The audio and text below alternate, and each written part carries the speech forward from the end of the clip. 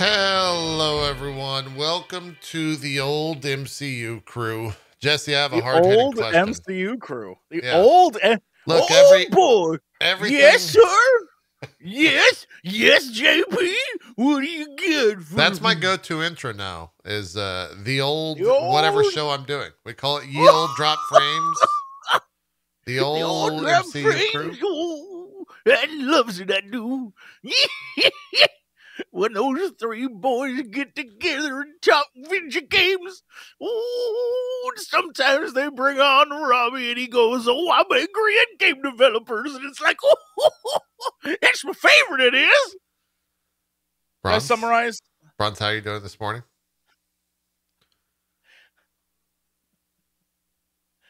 Between watching Iron Fist in the middle of the night and whatever it wasn't that bad. I'm going to come out and say it's not that bad. Hot take. How slow I've been moving this morning, I feel like I might be having a stroke.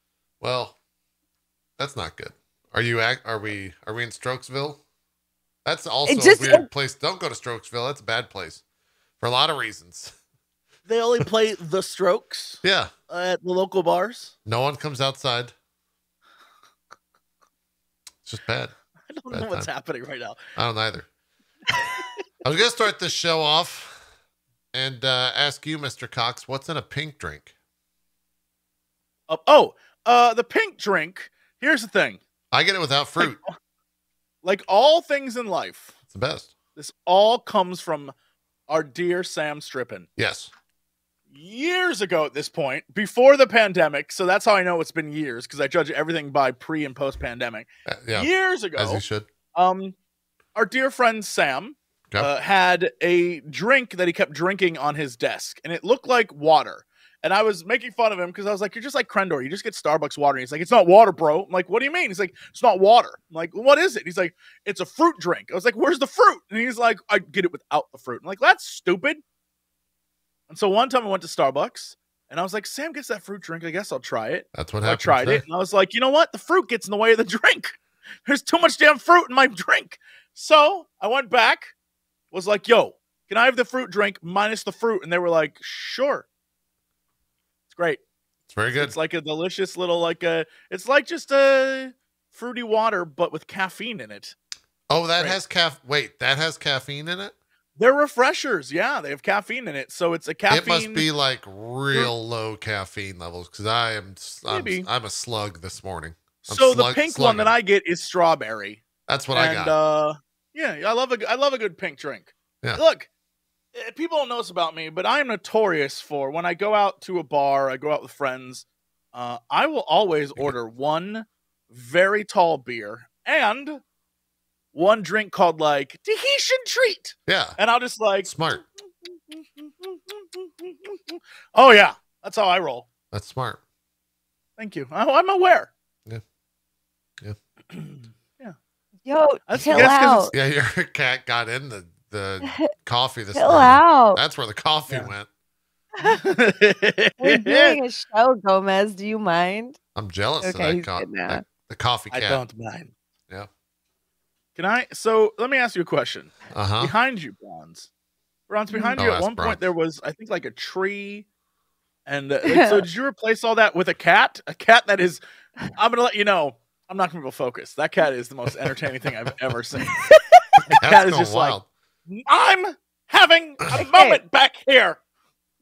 So it was just like, I felt guilty because I realized he watches my stream when I'm not there. Like he'll sit and watch. That's so cute though. He pulls out his little phone and checks it out on the app, or what are we talking here? No. Like my significant other will put the stream on the TV and this cat will sit there and watch. Oh.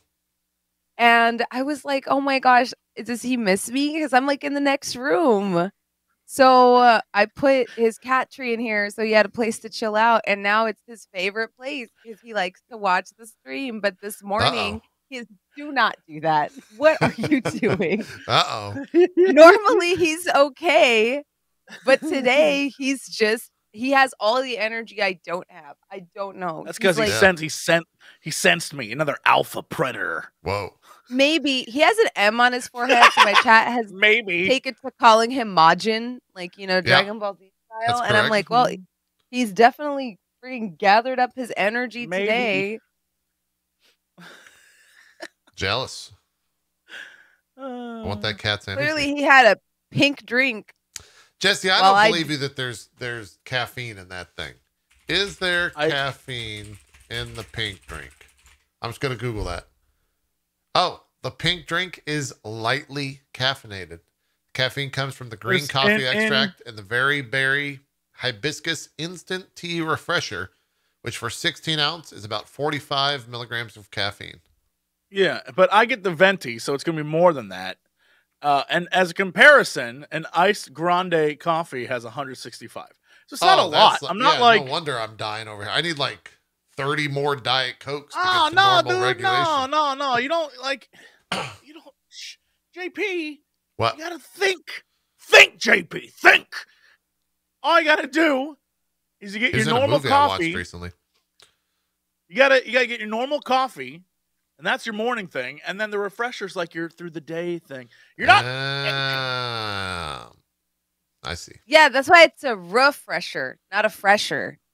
Thank you. Because you gotta, it just refreshes you after you already. Well, I didn't know it had caffeine in it to begin with. I was just going on a low caffeine day. Yeah, but it's also like, if your options are that and coffee, even though you're like, oh, it's like the exact same calorie count. Okay, you guys keep saying coffee, and I left my mug in the kitchen after making this entire show late while I made it. I'm just gonna go get it. Go get the coffee. It's fine. I'm just gonna go get it. Yeah. Yeah. Jesse, have you ever had the what's it called? The cold brew turbocharged from Starbucks or whatever. The nitro? Yeah, the nitro. That's what it's called.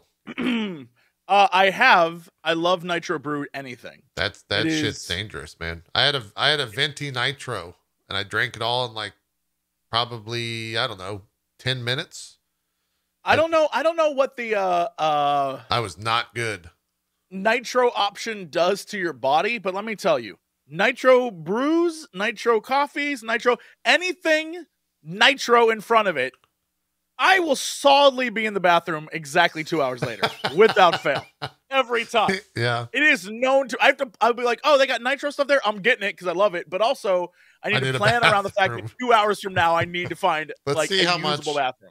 How much caffeine is in a nitro brew venti?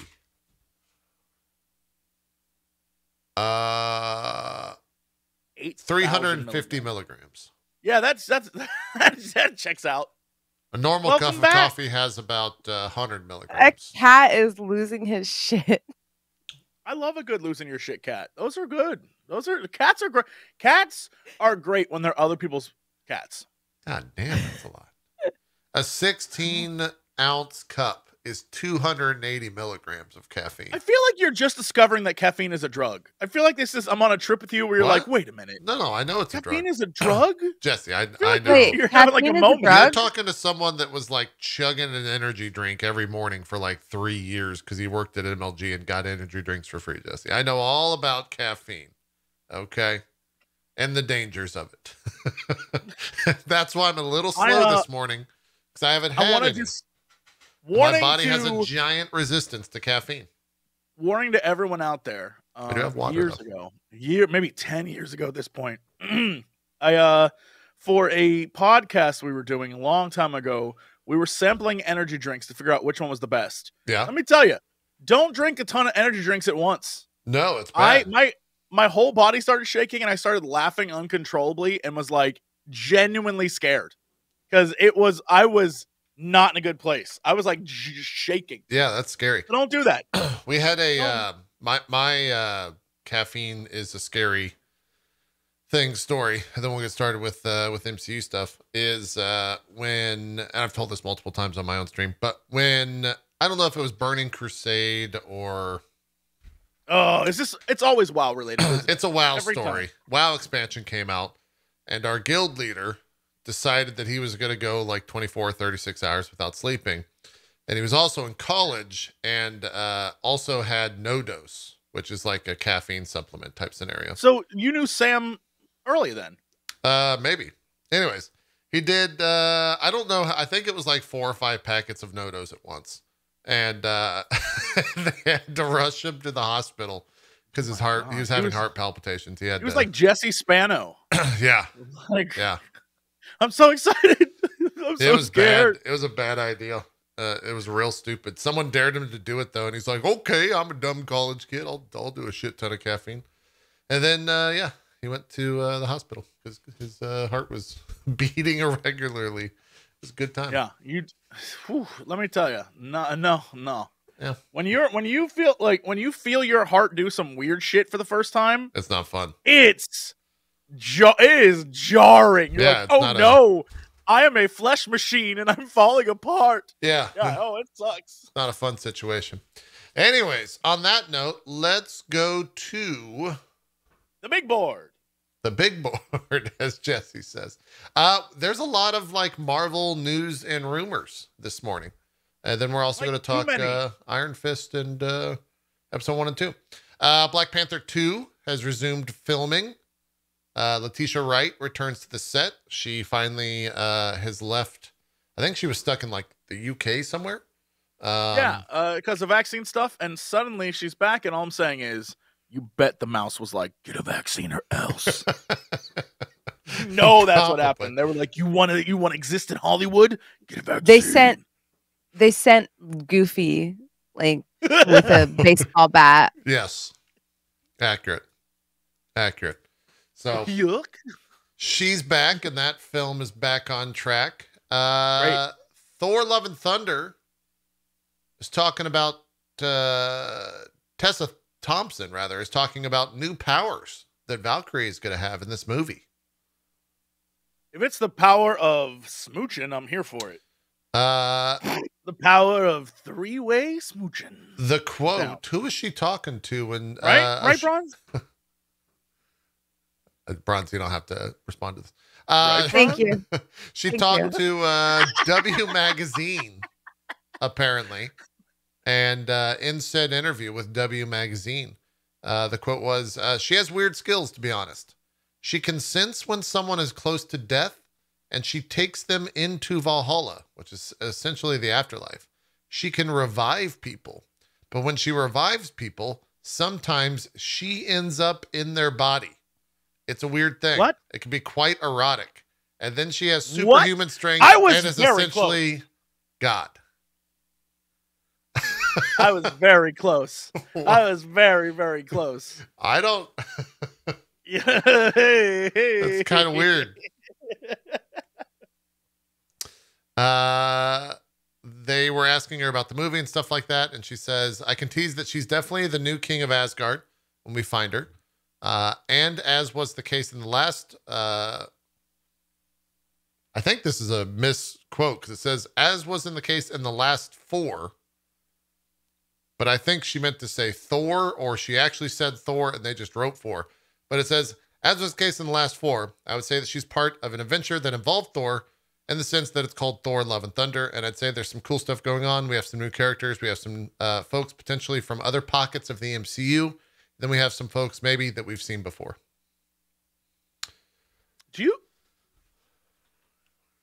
That's actually, we've talked about it on this podcast before, but Hazilius brings up an interesting point.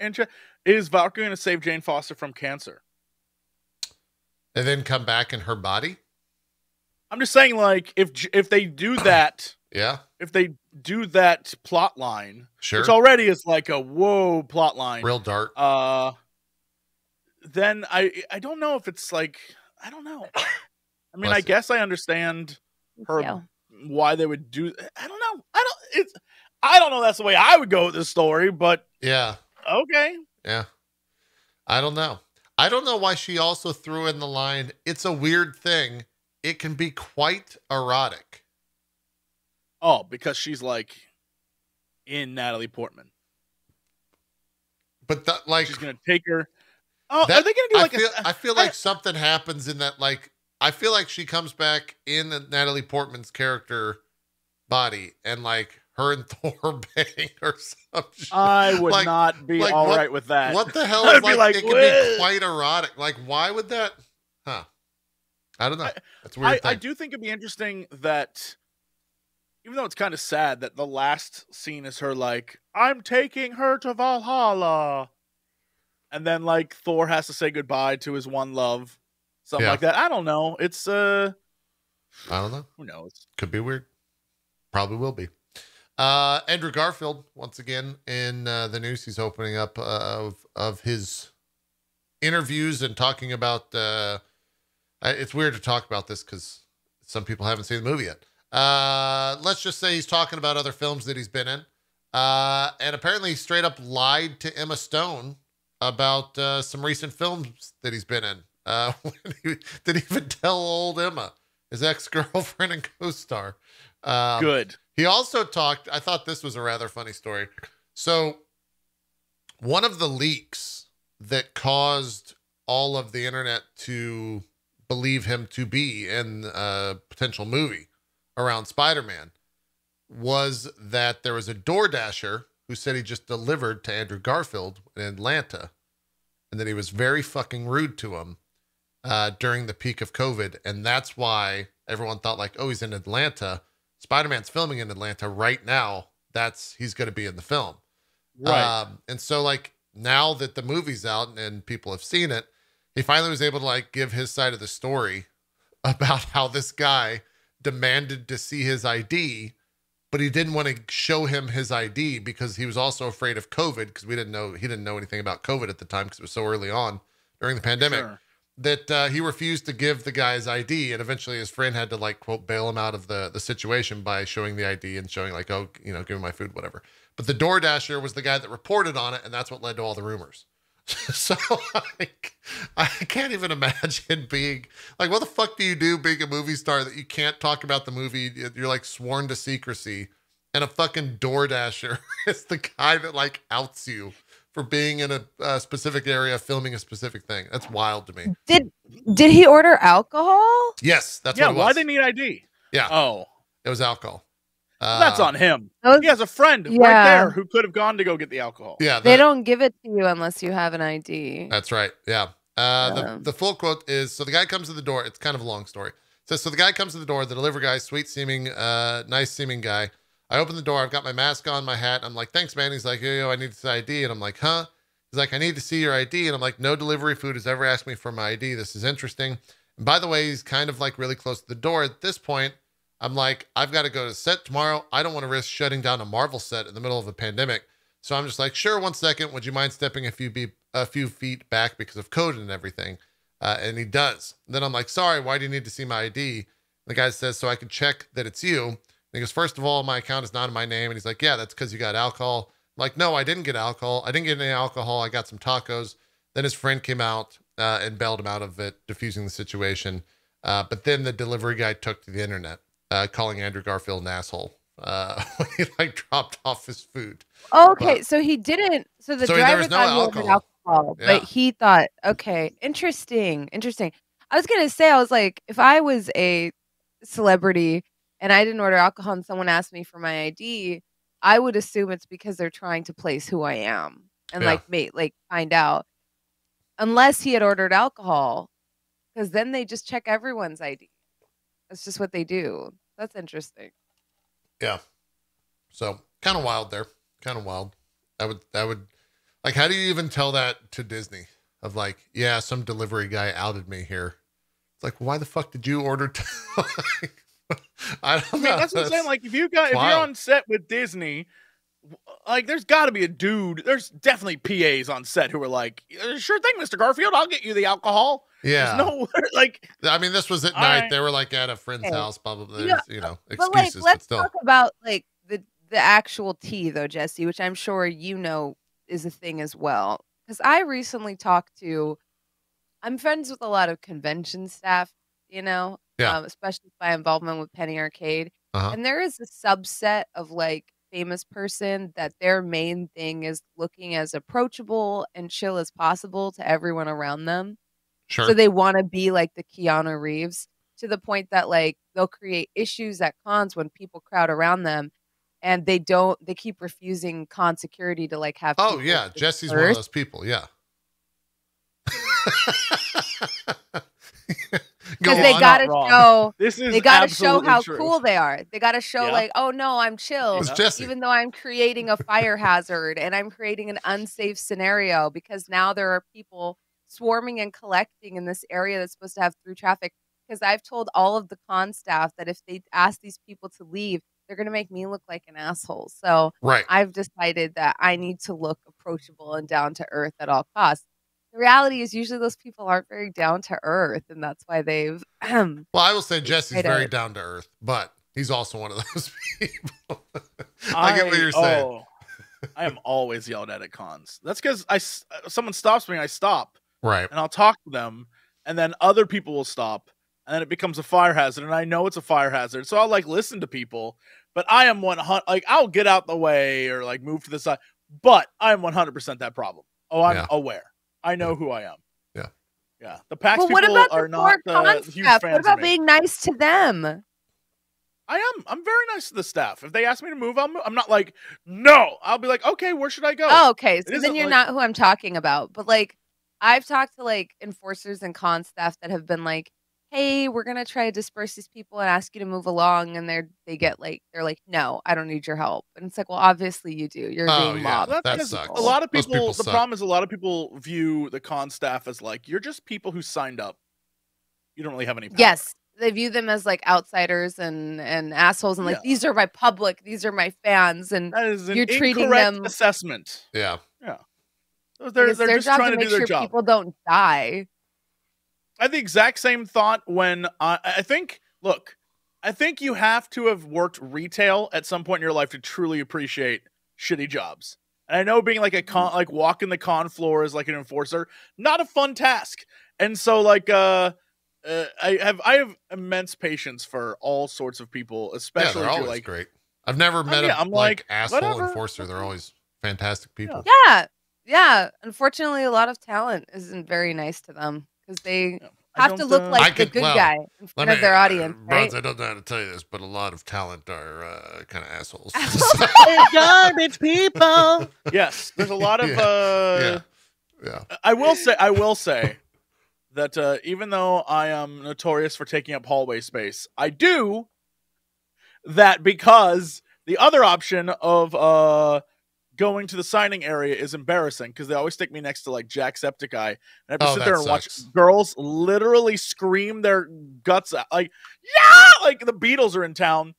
And then it was so funny. All right, Crendor and I were doing a signing, and we had a pretty good line. It was very nice, but next to us is Jacksepticeye, and everyone's like, they're freaking out, and so we just kept filming videos, pretending his line was our line. And we were like, everyone here's really excited to see us. And it would be just like 13-year-olds like, like losing their minds. And the worst part is his line shut down and a dad brought this young girl to our line. And he's like, they're just as good. They're just as good. Oh, it was the most embarrassing. There's a photo that exists. No, I'm going to come to your line and I'm going to scream. I'm going to be like, oh my God, Jessica! People would be like, yo, this girl on drugs. The difference is my line was like 30-year-olds. Wow. My line is like drunk 30-year-olds who are like, hey, bro, you want to get a drink after this? I'm like, hell yeah, I do. All right, I'll see you at the bar, dog. I'm like, those are my people. And then this poor girl, Crendor and I took a photo with her, and she was not happy. And the dad was like, see, that was just as good. We were like, God. I wouldn't have done that, my man. What a line. What a line. Anyways, yeah, rough DoorDash experience for sure for old Mr. Garfield. Moving along in the old news and rumor stuff. Do you guys remember the X-Men 92 announcement, the return of the animated series X-Men? Yes. They have come out and said what the plot will be based around. And that is it the sexual tension between Rogue and Gambit? No, it'll be based on. Why am I watching? On the Hickman Laraz 2019 House of X miniseries run, which was very good. It was very good. Yeah, it was very good. Here's the plot summary. Very good. The plot summary from Marvel Comics for that run. was mutant kind is taking a huge leap forward by founding their own nation on the island of Krakoa, guided by Professor X, Magneto, and a mysterious, long-lived woman who knows more than she should. But this won't be the story you know. Expect the unexpected as the action, secrets, and high-stakes drama that made House of X such a masterpiece are shaken up in a totally new way. There's a lot of timey-wiminess as well, if I remember correctly in that run. So we'll see. Very good story. But like Rogue and Gambit. She's like, oh, I can't touch you. And he's like, don't worry, mon cher. You know what I'm talking about? He's like, smooch on this. I mean, right? It was great. Gambit wasn't in the comic run, if I recall correctly. So no, it was only Gambit sucks. He might not be in the show. I mean, the animated Gambit was great. Gambit stinks, but animated Gambit, fantastic. Maybe. It's an exciting story. I don't know the timeline on when that show is supposed to come back, though. Was that a 2023? When you say that, Leslie, it just reminds me of that episode of the original animated series when Jean Grey makes soup and Gambit goes and puts seasoning in it and she gets mad and like mind blasts him. Yeah. And that's how we found out that Jean Grey doesn't season her food. Yeah. It's true. Yeah. But here's the thing. That's perfect for Scott. Now, he's Wolverine, here's the thing. Yeah. I'm going to let you know, I've always hated that Wolverine was into Jean Grey. Always. Like, he can do so much better. Jean Grey, she basic as hell. Wolverine can do so much better. That's what I'm just, Jean Grey, she's like, I put raisins in my potato salad. Like, get out of here, Jean Grey. You suck. Oh, man. Well, we'll see what happens next year when that's a bit of slander. Raisins in potato salad. You know she does. You know she's like, I like to spice it up, so I put raisins in my potato salad. But she only puts the golden raisins. That doesn't make it better. Oh, I know. I only put the golden raisins in. It's the way Professor X likes it. Yeah. Nasty. He wheels in, he's like, where's my raisin salad? And not read that everybody hates that. I refuse to believe it. Nasty. No, everyone hates it. But they eat it because Gene and Scott are like, come on, it's good. Meanwhile, Logan's rolling up with his like third ex-wife's macaroni and cheese recipe. And he's like, I learned this in 1952. Plop. And it looks great and it's amazing and probably super delicious. And he doesn't put that breadcrumb bullshit on the top of it. He just goes. This man gets it. He gets it. Didn't Wolverine give another X-Men a framed photo of himself for their birthday? Yeah.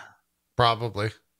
That sounds like I don't know why he would go. No, Logan would stop by like a Costco and get some type of pre-made platter. He is not making macaroni and cheese. No, he made that macaroni and cheese. I feel like Wolverine would probably be a cook. He'd probably cook some stuff. Like, you don't need a knife. You just use your claws. Yeah, just use your claws. Like he'd barbecue, maybe. Yeah, he'd man the grill at the cookout, but I don't think he would be bringing. No, that's Beast. That's all Beast. Yeah, Beast would be the griller. Beast is on the grill. Him and Kelsey. Yeah. Kelsey Grammer also Beast. He's hanging upside down grilling. Yeah. Why is he hanging upside down?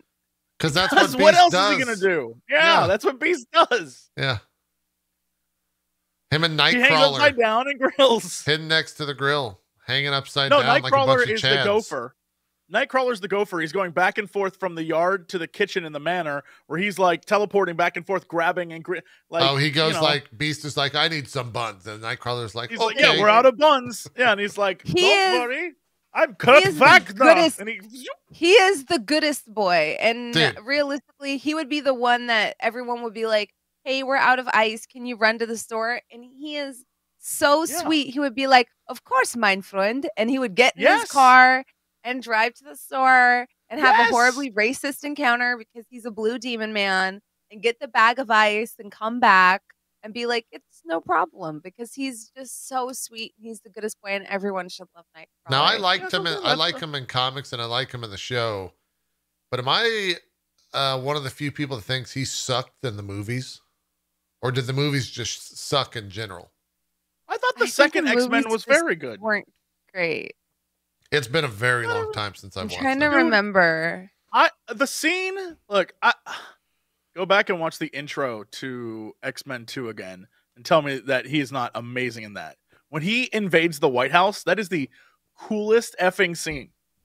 Period. Well, I just remember the blue smoke. Period. He like smoke bombs. He like farts as he teleports away in the movie nonstop. It's kind of goofy. Dude, so good. It's so good. I don't remember it. I have to rewatch it. I don't remember X-Men 2, that intro is fire. It's so okay. I am gonna go watch it, and if it's bad, I'm gonna throw eggs at your house.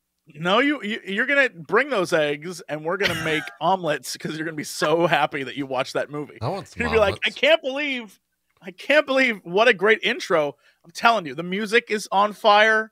He's going to the White House, kicking everyone's ass. It's so. Why are they in the White House in the opening of the film? Because it looks like he's going to go assassinate the president, but what he does is stopping an assassination or something. No, he leaves the dagger, and there's it's like a warning.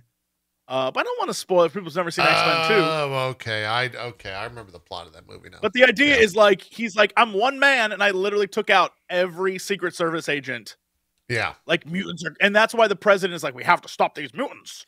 They're trouble. Is X2 the one where Wolverine's in the woods training people, or is that X3? In the woods? Yeah, there's like a wood scene where I think he fights Sabretooth or something like that. I thought that was X-Men 1. That's X3. It's been years. Whatever the case, X-Men 2 is the one. That's 3 according to my chat.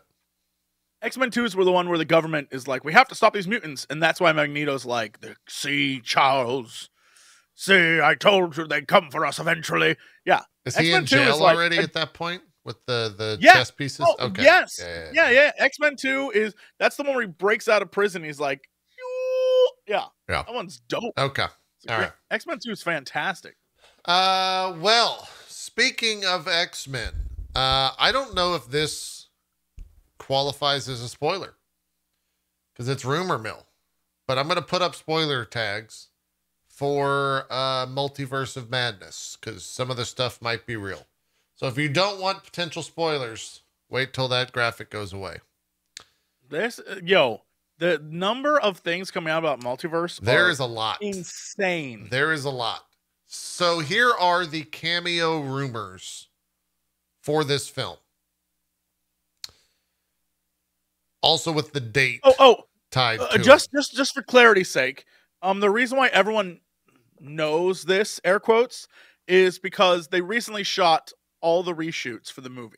Right. And apparently there were many, and everyone's like, no, it's just the normal thing. They're doing normal reshoots. But a lot of people have also said the first reception of the movie was not great, and there were a lot of plot points that they didn't land, and so they went back and reshot those. And apparently the new version's fantastic, but whatever the case may be, there are 8 billion cameos now, apparently. So yeah. I wonder if that was a response to how well Spider-Man went. Maybe. It could have been. But these are all the rumors. None of this stuff has been confirmed and probably won't be. But it goes back all the way to November of last year. So, Professor X, Patrick Stewart, has been rumored. Captain Carter has been in there. Monica Rambeau's Captain Marvel. Baldur the Great. Loki. Sylvie. Mobius. Wolverine. Professor X on December 13th as Patrick Stewart as Professor X once again on December 13th. On the 21st and 27th of December, several X-Men. Mr. Fantastic as played by the guy from The Office. John Krasinski? John Krasinski, yeah. He's supposed to be playing Mr. Fantastic in another multiverse place. This one I think has actually been killed, but I thought it was pretty funny, so I'm going to bring it up. A lot of people are saying that Iron Man from another multiverse, as played by Tom Cruise. Tom Cruise, right. Was in this. Deadpool was played by Ryan Reynolds. Caecilius, I think that's probably he's probably going to be in there. He's got to be in there. One of the things they were talking about was that they were like, "Oh, the Tom Cruise rumor might be false now." Yeah, but there were people saying, "Oh, well, maybe the real rumor is that it's actually just Robert Downey Jr. again in an alternate reality." Could be. And I was like, "Don't do that." Yeah, I think that would be kind of dumb. That would don't do piss that. people off. Yeah. Caecilius, who's Mads Mikkelsen, of course, from the first one. Emil Blonsky, who's Tom Roth. Loki, once again, on the 27th was confirmed, as well as Mobius, Captain Carter. There's Mr. Fantastic, played by Ioan Gruffud. I don't know. Was that like one of the first actors to play him? Oh, he was Mr. Fantastic in the 2005 Fantastic Four with the Jessica dude Alba. From Nip Tuck. Yes. Show, by the way. Supreme Mordo is supposed to be in there, which I totally believe, which is because Mordo's in it, right? So that could totally be a thing where he's a version of Mordo who becomes the Sorcerer Supreme. Professor X, once again, Patrick Stewart. The Watcher, Jeffrey Wright. I totally believe he's going to be in there because we've already seen the Doctor Strange from What If in there. Right. So they could probably include the Watcher. And then Billy and Tommy Maximoff will most assuredly be in there because they were in WandaVision as well. Did we actually see what happened to them at the end of WandaVision? Did they get like they disappeared? So what ended up happening is at the end of WandaVision, they and her vision disappeared. But in the post-credit scene, when she's like in the multiverse world or whatever, she hears the kids call out to her. Got it. Okay. All right. One of the things I think is interesting is that I'm not done yet, but go ahead. There's still. Oh no, rumors, I was just saying. Speaking of Wanda, there is rumors that she's the villain of this film. Yeah, that was some of the other rumors to come out of this, is that she's the big bad. I mean, that I'm excited for. I like a little off the rails Wanda. It's always fun in the comics. It's always great when she's like, I'm the most powerful person, and I'm also a little crazy pants. And I'm like, yeah, let's go. Yeah, so I think I'm here for it. December 30th, Magneto is played by Ian McKellen. Storm is played by Halle Berry. Hugh Jackman playing Wolverine. James Marsden is Cyclops. Bruce Banner is Eric Bana. Edward Norton as well, playing the Hulk. Nicolas Cage is Ghost Rider, and Spider-Man is played by Tobey Maguire. These start to sound like we're a little too in the weeds. Well, there's no way on the latest Nicolas Cage is in this. The latest on January 6th, Jesse Cox, is Blackagar Boltigan himself. Nope, not happening. Is played by Anson Mount. Not happening. From the TV There's show, no way is where that is. No way is that. These are all fan dreams right now. We've some of them at the beginning. I was like, that could happen. These are all we're in the weeds. This is, and Wesley Snipes shows up. Yeah. We'll see. I mean, some of these are believable. There's only so much movie time. There's only so much. It also movie depends, time. like, what are these scenes like?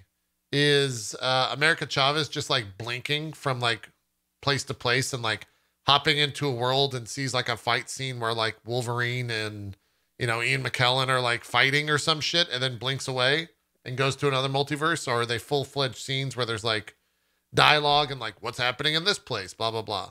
I don't know. Mm-hmm. I would think they're probably just like snap cuts though. I don't think they would spend very much time. I guess. Well, I mean, I think the Marvel fandom, I think, does itself a disservice sometimes with things like this, because one of the absolute joys. I'm not even sure if I would say that, but I think you're right.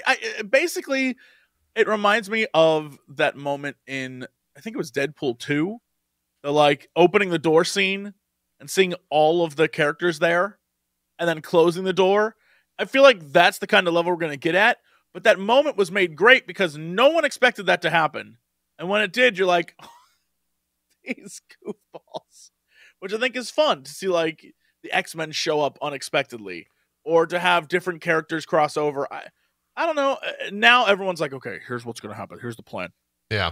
I don't know that anyone truly knows. And then to throw things out like Nic Cage is in it, there's gonna be people who are like, I was disappointed Nic Cage didn't show up. So this movie's garbage.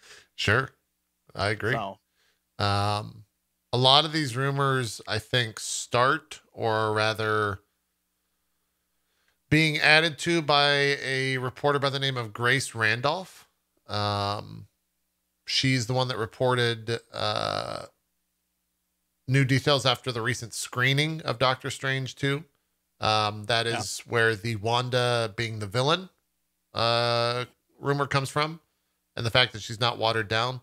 She also said that America Chavez is an LGBT character, and that her parents will also appear in the movie. I gotta imagine though, if America Chavez is in that movie, we've seen her in the trailers. That's got to be like a first 30-minute introduction type deal, because they got to like hop from like multiverse to multiverse type deal. They got to get into that real quick. I can't figure out how there's enough time in this film for everything. Like they did it in so Spider-Man, overwhelming, right? Understood. But Spider-Man we had 5, technically 7 previous movies with all these characters that we can like know them. Oh, God. It's very similar to Infinity War and Endgame. You don't need to spend time with every character because we've spent movies with them. And so I don't know, Jesus. Man.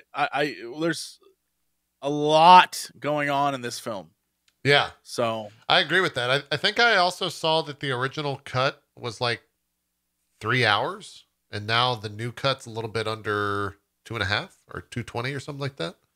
So a lot of film, a lot of actors for sure.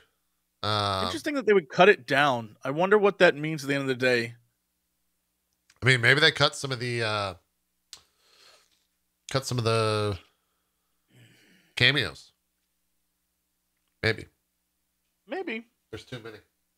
Yeah, we can just say from now on, when Nic Cage doesn't show up, we can say Nic Cage was cut. And it's the greatest travesty I of hope our he generation. just goes to Twitter or goes into some reporter and just like, oh yeah, my scene was cut. Yeah, I was out there in Atlanta. My scene was cut. Yeah. It's all right. I'll form another superhero squad. I love Nic Cage. He's good. I like Nic Cage too. I think he really shined into the Spider-Verse. I think if you've never seen the movie Mom and Dad, go find it. Find it. That's the one you go with his mom and dad? All the other Nic Cage movies are like, I'll be right back. You need Nic Cage, Selma Blair as insane parents that a virus causes them to go crazy and try to kill their own kids. It is insane. The lines of dialogue in that movie are so good. I cannot stress at all how funny the lines are. And then they were like, Nic Cage, okay, here's the plan. You and Selma Blair go crazy. And he's like, I'm already there. And then, it's lovely. It's a weird film, very strange. But the reason why I suggest it is because it's hilarious. That's why I suggest Okay. I'll check it out.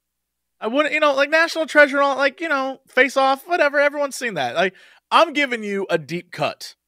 Bronze, go find Mom and Dad. It's based off a British movie called Mum and Dad, which I think is lovely. And it's about a virus that causes parents to want to kill their offspring. And it is crazy. It's the kids trying to fight their parents. I would say Wally's Wonderworld, whatever that one. It's the Five Nights at Freddy's movie with Nic Cage in it. Except if you're thinking, oh, it's a horror film, nah, it's Five Nights at Freddy's, but instead of being like a kid who runs away or like a dude who's running away from monsters, Nic Cage beats the shit out of them. Every single one. And it is incredible. I do feel like Nic Cage has been having like a renaissance. Oh, yeah. Pig, yeah. Great film. Cage actually like a good movie. Yeah. Yeah. And I'm excited for the new Nic Cage movie about Nic Cage. Oh, yeah. The trailer for that was great. Yeah. I liked Color Out of Space. It's all right. Like it's a solidly. The problem is the story out of all of the like Cthulhu-y stories, it's kind of the tamest one. You know, like but like there's parts in it where he is the scariest part. Oh yeah, he's well, that's just Nic Cage. That's just Nic Cage, and he's just like, hey, what if you just shut the fuck up to like his own kids and stuff, and you're like, what is going on? What was the Sorcerer's Apprentice? Do you remember that one? That one's pretty good. Yes, of course. It's one of my fave Nic Cage. Plays a badass wizard. There's also a comedy. I think Jay something or other is like apprentice in that one. Con Air's the best. Con Air's pretty good. Con Air is pretty good. I think The Rock's the best though. Look, I unabashedly love The Rock. There was a time period in my life during college where I owned one movie because I'm not a big like movie owner. Yeah. I owned one. It was The Rock. I watched The Rock maybe 8,000 times. I've seen that movie. I've seen it enough to know that by today's standards, it is not a movie that can be made today. There is so much shit there where you're like, oh yeah. Oh really? Yeah. There's a lot of like offensive stuff in that movie now. Oh yeah. It would not. Really? That was early 90s humor and early like it is a different beast. There's a lot in that movie they could not get away with. But when we're done here, actually, all I'm saying is, if anyone wants to look it up, November 3rd, 2018, Crendor and I watched the movie Mom and Dad and filmed our reactions to stuff. And I'm just gonna, when we're done here, I'm gonna send it to you, Bronze. But there's a line in the movie that is, I can't repeat, but it is. Okay. All right. Yeah. Well, we'll see if Nic Cage is in Doctor Strange too.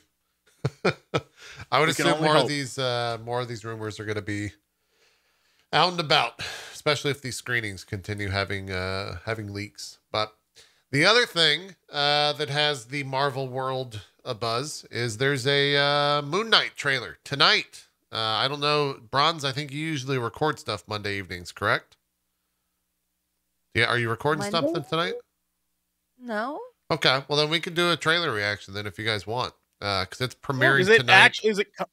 All right, what time? Well, it's premiering sometime during the football game. I don't know when that's going to happen on ABC. I think maybe whatever channel's football game's on. But they did put out a teaser. The suit that has been leaked for a while now is real.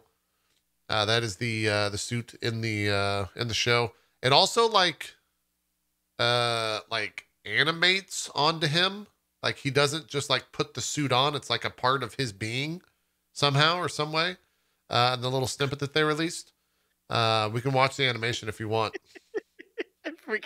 I freaking love your description of that. It like animates on him. It's like somehow part of him. Yeah, it is. That's what it. I mean, most suits they like put on. Oh, I mean, I understand. It's just so funny the way you described it. It's like you're one of the reporters in his world trying to figure out how to describe it. It's like it's an anime. Yeah, it like animates onto his body. Yeah. It's like a part of him.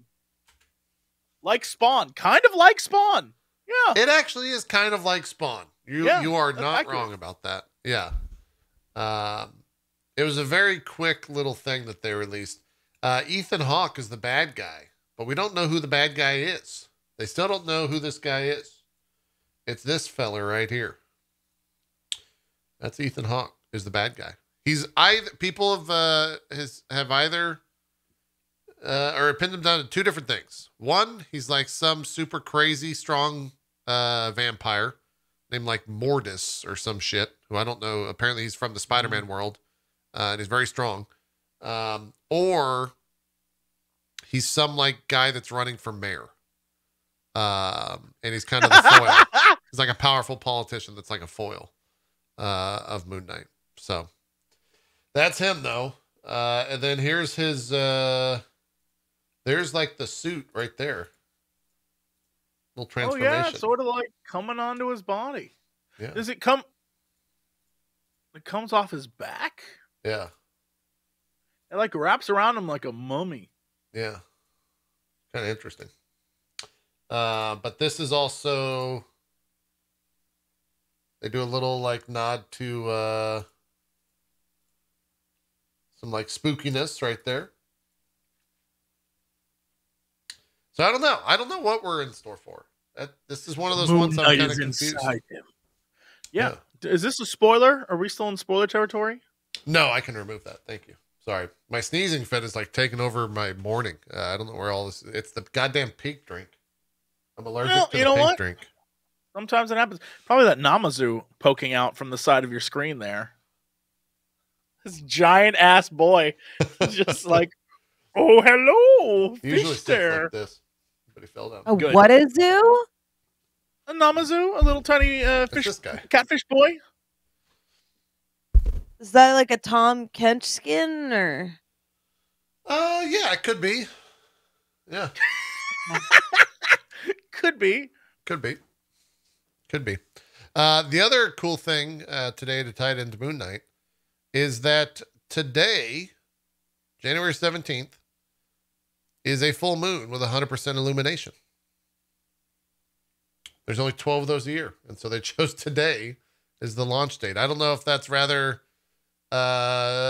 fortuitous or if that was on purpose or what, but they do be doing that stuff. It's the same thing with the calendar circled on Wanda's calendar, like the date circled. And that's when they drop the trailer. Yeah, I mean, like they do that stuff all the time. I'm here for it. Yeah. So we'll see. That comes out tonight. We'll probably do a trailer react then if you guys are down. It'll be sometime tonight around like 7 or 8 Central or Eastern. I don't know what time that game starts. The foosball game.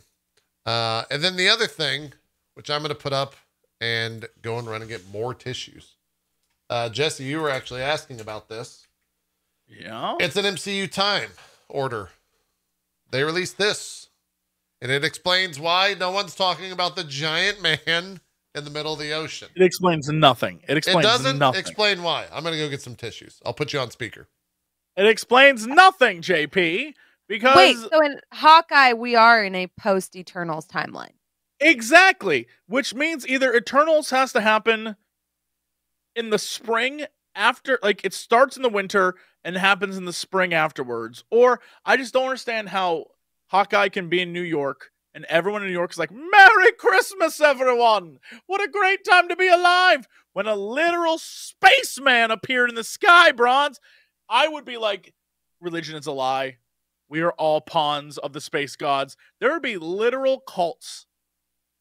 I'm just saying.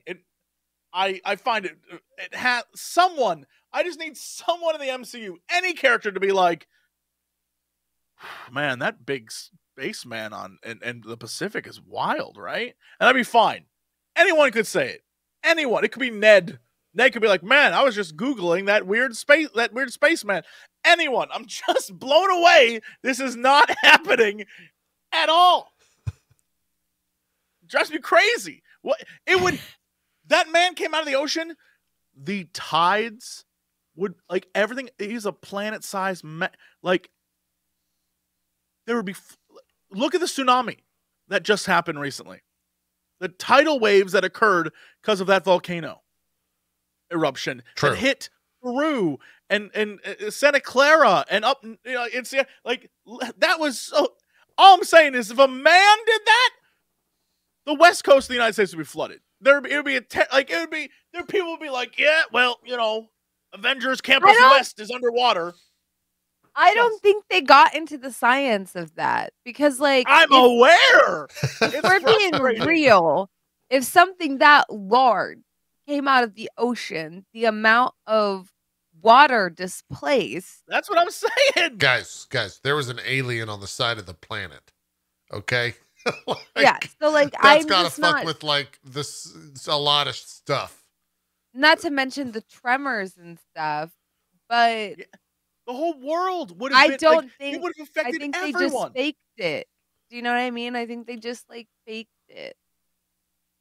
Wait, I don't know what you mean by that. What do you mean that there's not a giant person in the water? No, that like they're not talking about the science of any of it. Does that make sense? Like they just I believe that. Yeah. Like that or maybe the Celestial had some sort of like Men in Black thing and like blipped the world. I'd believe that if they use that as like a getaway for it. But they 100% it would be didn't. the biggest calamity. It would, like, especially because the Thanos calamity was undone. So this would be like actually the thing with the highest body count. And even then, that's would be why like, I firmly believe it didn't happen. People would be like, oh, Thanos was nothing compared to the giant Starman. And this is how I know they didn't bloop people into forgetting, because literally the next scene is Black Knight being like, I've got to go save my girlfriend. If he was, if he had his mind wiped. But here's the thing. That's such a, like, what does that dumb motherfucker think he's actually going to do? Nothing. Like, he goes and gets his sword. He goes and gets his sword. He's like, well, I'm going to go beat up a Celestial. I got to get my sword to go do it. I just cannot stress how insane it is that like, someone was like, oh no, here's the time order. And I was very expecting Eternals to be last. I was like, oh, if Eternals is last, my problems are solved. No one can discuss it yet because it's the most recent thing to happen. But you're telling me that Hawkeye, the Christmas special, I cannot believe no one was like, well, you know, the world did have a massive change. Like a seismic society there would be people in the street fighting. Societies would crumble. A giant spaceman came out the planet. If you were told that Earth was just an egg for a spaceman and that we were all his sacrifice, the world as we know it would upend. It's insane. It's insane to me that's like, no one is talking about it. Get out of town. It is. You're exactly right. It is the giant sword in Azeroth of the MCU. It's True. just there. Yeah. And no one's dealing with it. It's been 2 expansions, wow. No one's dealing with it. I'm trying to find the Marvel clip from the comics of Black Knight fighting Dracula with ships from the moon. So I just want to see what that looks like, because I've always talked about it, but I've never seen it, and I'm struggling here. I know they exist. You know what? I'm going to be real. Comics. I love comics. What you just said is insane. Like, what you just said is crazy, but I love everything that came out of your mouth right there. Huge fan. Yeah. I just don't know where it's at. Oh, was it a Moon Knight comic? Does anyone know in chat? I thought it was a Black Knight thing, because I thought Dracula and Black Knight and Blade fought together. Is that it? No, that's Doctor Strange. Huh. Well, I can't find it. If any viewers out there have it, tweet it at me. I'd love to see that. I'd love to see those panels. What is that? Oh, that's Doctor Strange nonsense. Well, we'll see. The only people that could have talked about it would be Hawkeye, but maybe they had other things. People also said that Eternals was 2023 and Hawkeye was 2025, because people are back from the blip, but they're not back yet in the Eternals. No, they're definitely back in the Eternals. Oh yeah, they are back in the Eternals, right? I don't know why they said 2025. There's a whole plot point about Salma Hayek, which, by the way, still gorgeous. There's a whole plot point where Salma Hayek is like, these humans, they fought, against Thanos, and that's why we should save them. Yeah. Well, we'll see. Sorry. I got attacked by something. We'll see. I don't know what, I guess the big question is when and where does Doctor Strange fall? It has to be the most recent one, right?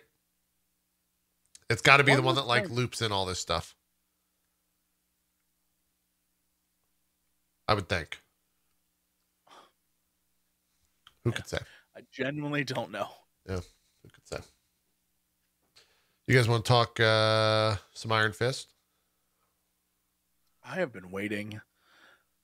I was ready to jump on last night and message you with my thoughts. I'm ready. I've been waiting for it. Yeah, me and Jeff almost got into it before this For show recording? Yeah, I had to be like, no, save it. Okay. Well, Yeah, I mean, let's jump in then. You guys could start. My thoughts are maybe it gets worse. I'm sure it does. It's been a long time since I've watched it. The first 2 episodes, I didn't think they weren't that trash. So like they weren't. I hated the trope of him like having to go into the mental institution. That was stupid. I hate that trope in any show. I think that's a pointless trope. And it's also dumb that his friends were like, "No, that's not Danny. Send him to a mental institution. Pump him full of drugs." That was really stupid. But yeah. Before Bronze roasts the hell out of this show, I want to jump in here and say, okay. I sat down watching, and again, I think like you, JP, I haven't seen the show in a while, but I knew deep in my soul, I was like, I did not like Iron Fist at all, and I can't remember why. So I sat down to watch it, and the intro, I was like, oh, he's walking the streets barefoot. I was like, oh, I remember this. This is cute. And the scenes where he's like with the homeless dude, and they're like, you know, he's eating the chicken parm, and I was like, for some reason, I love this. Like, I actually really like. Scene was so silly. I got this phone. It's got the internet on it, dude. We can look people up. For some reason, silly. Loved it. It was endearing to me. And then all the stuff where Danny is like being Danny, I was like, that's super endearing. Do I like Danny Rand? And then immediately punched in the face with exactly why I hated this show. Oh. Ward and Joy suck ass. They're pretty shitty people and characters. They are not just shitty people. I feel like Marvel hired the most punchable faces I've ever seen. Mm-hmm. The two of those characters are so unlikable.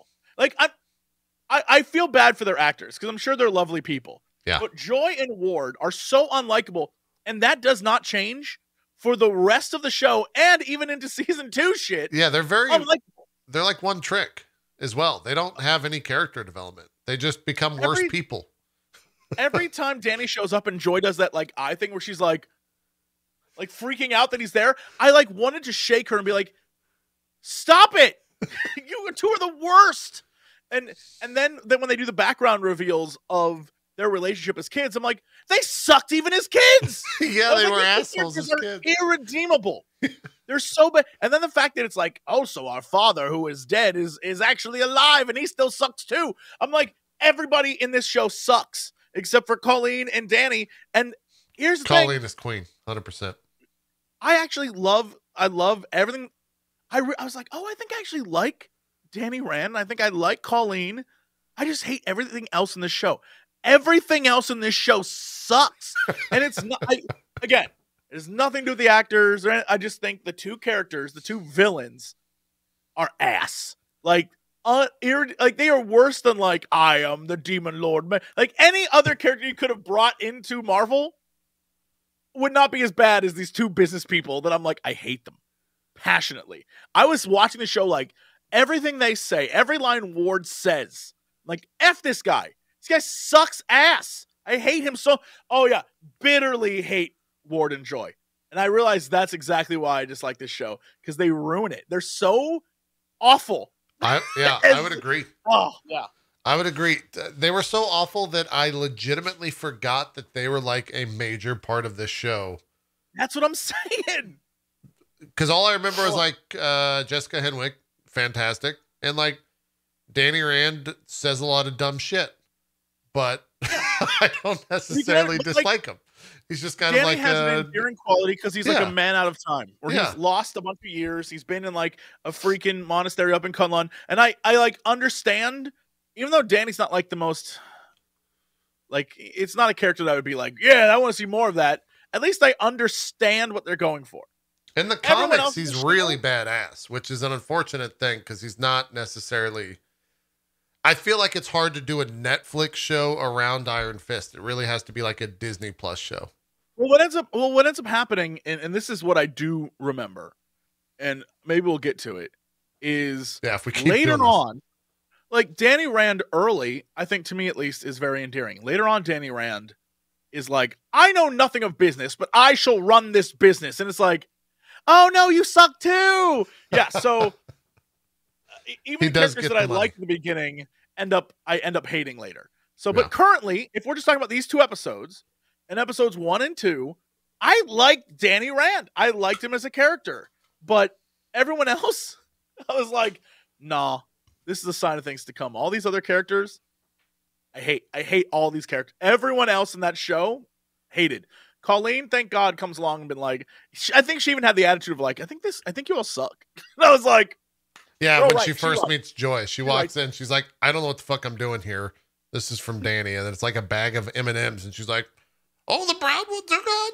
It's really Danny. I also thought that was really weird that they were like, we removed the brown ones. I was like, wait a minute, what the fuck? I was like, that's some high society bullshit right there. I was like, ugh. That was real weird. That was a pointless. What's crazy to me is that all the time Danny shows up to Joy, where Joy's like, get away from me. I'll call my guard. All the time he's being like, Joy, this is me. I'm literally Danny. I'm doing all this shit. Just because I look like I haven't had a bath in 10 years doesn't mean I'm not Danny. Like, and he's like dropping facts on her, and she's like, that could be anyone. Like I guess they were like the Chinese who are trying to stop our business or some nonsense. Yeah. And Ward's like, yeah, exactly. I'm like, hey, what are you talking about? Yeah, I guess the show is trying to imply that like their dad raised them so poorly as like human beings that they had no empathy or no like anything that could be seen as a sign of weakness or a sign of empathetic actions or compassion. It's like, oh, well, no, that's like a business strategy. Someone trying to fuck us out of this. That's I can't figure out.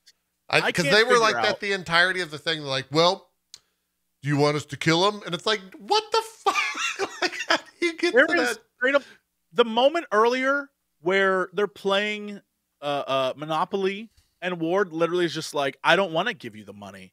And then he like kicks Danny. And then later you find out that Ward locked Danny in a freezer, kicks Danny in the balls any chance he gets. Like, yeah. Why are you still their friend, Danny? Yeah. Why didn't you tell your parents you didn't like those kids anymore, Danny? Like, y'all suck. Like, like these 2 kids are awful. Ward is a dick, and Joy lets Ward be a dick. I was like, I hate him. I hate these 2 characters so much. Well, not only does she let him be a dick, she partakes in the dickness as well when she like drugs Danny. He's like, oh, yeah, have some tea. Would you like some tea? That's because the dead dad from 300 was like, we've got to handle that situation. Wasn't he also in Lord of the Rings as well? Wasn't he like Ring? Boromir? Yeah, wasn't he? He's in the very opening of the show, I think.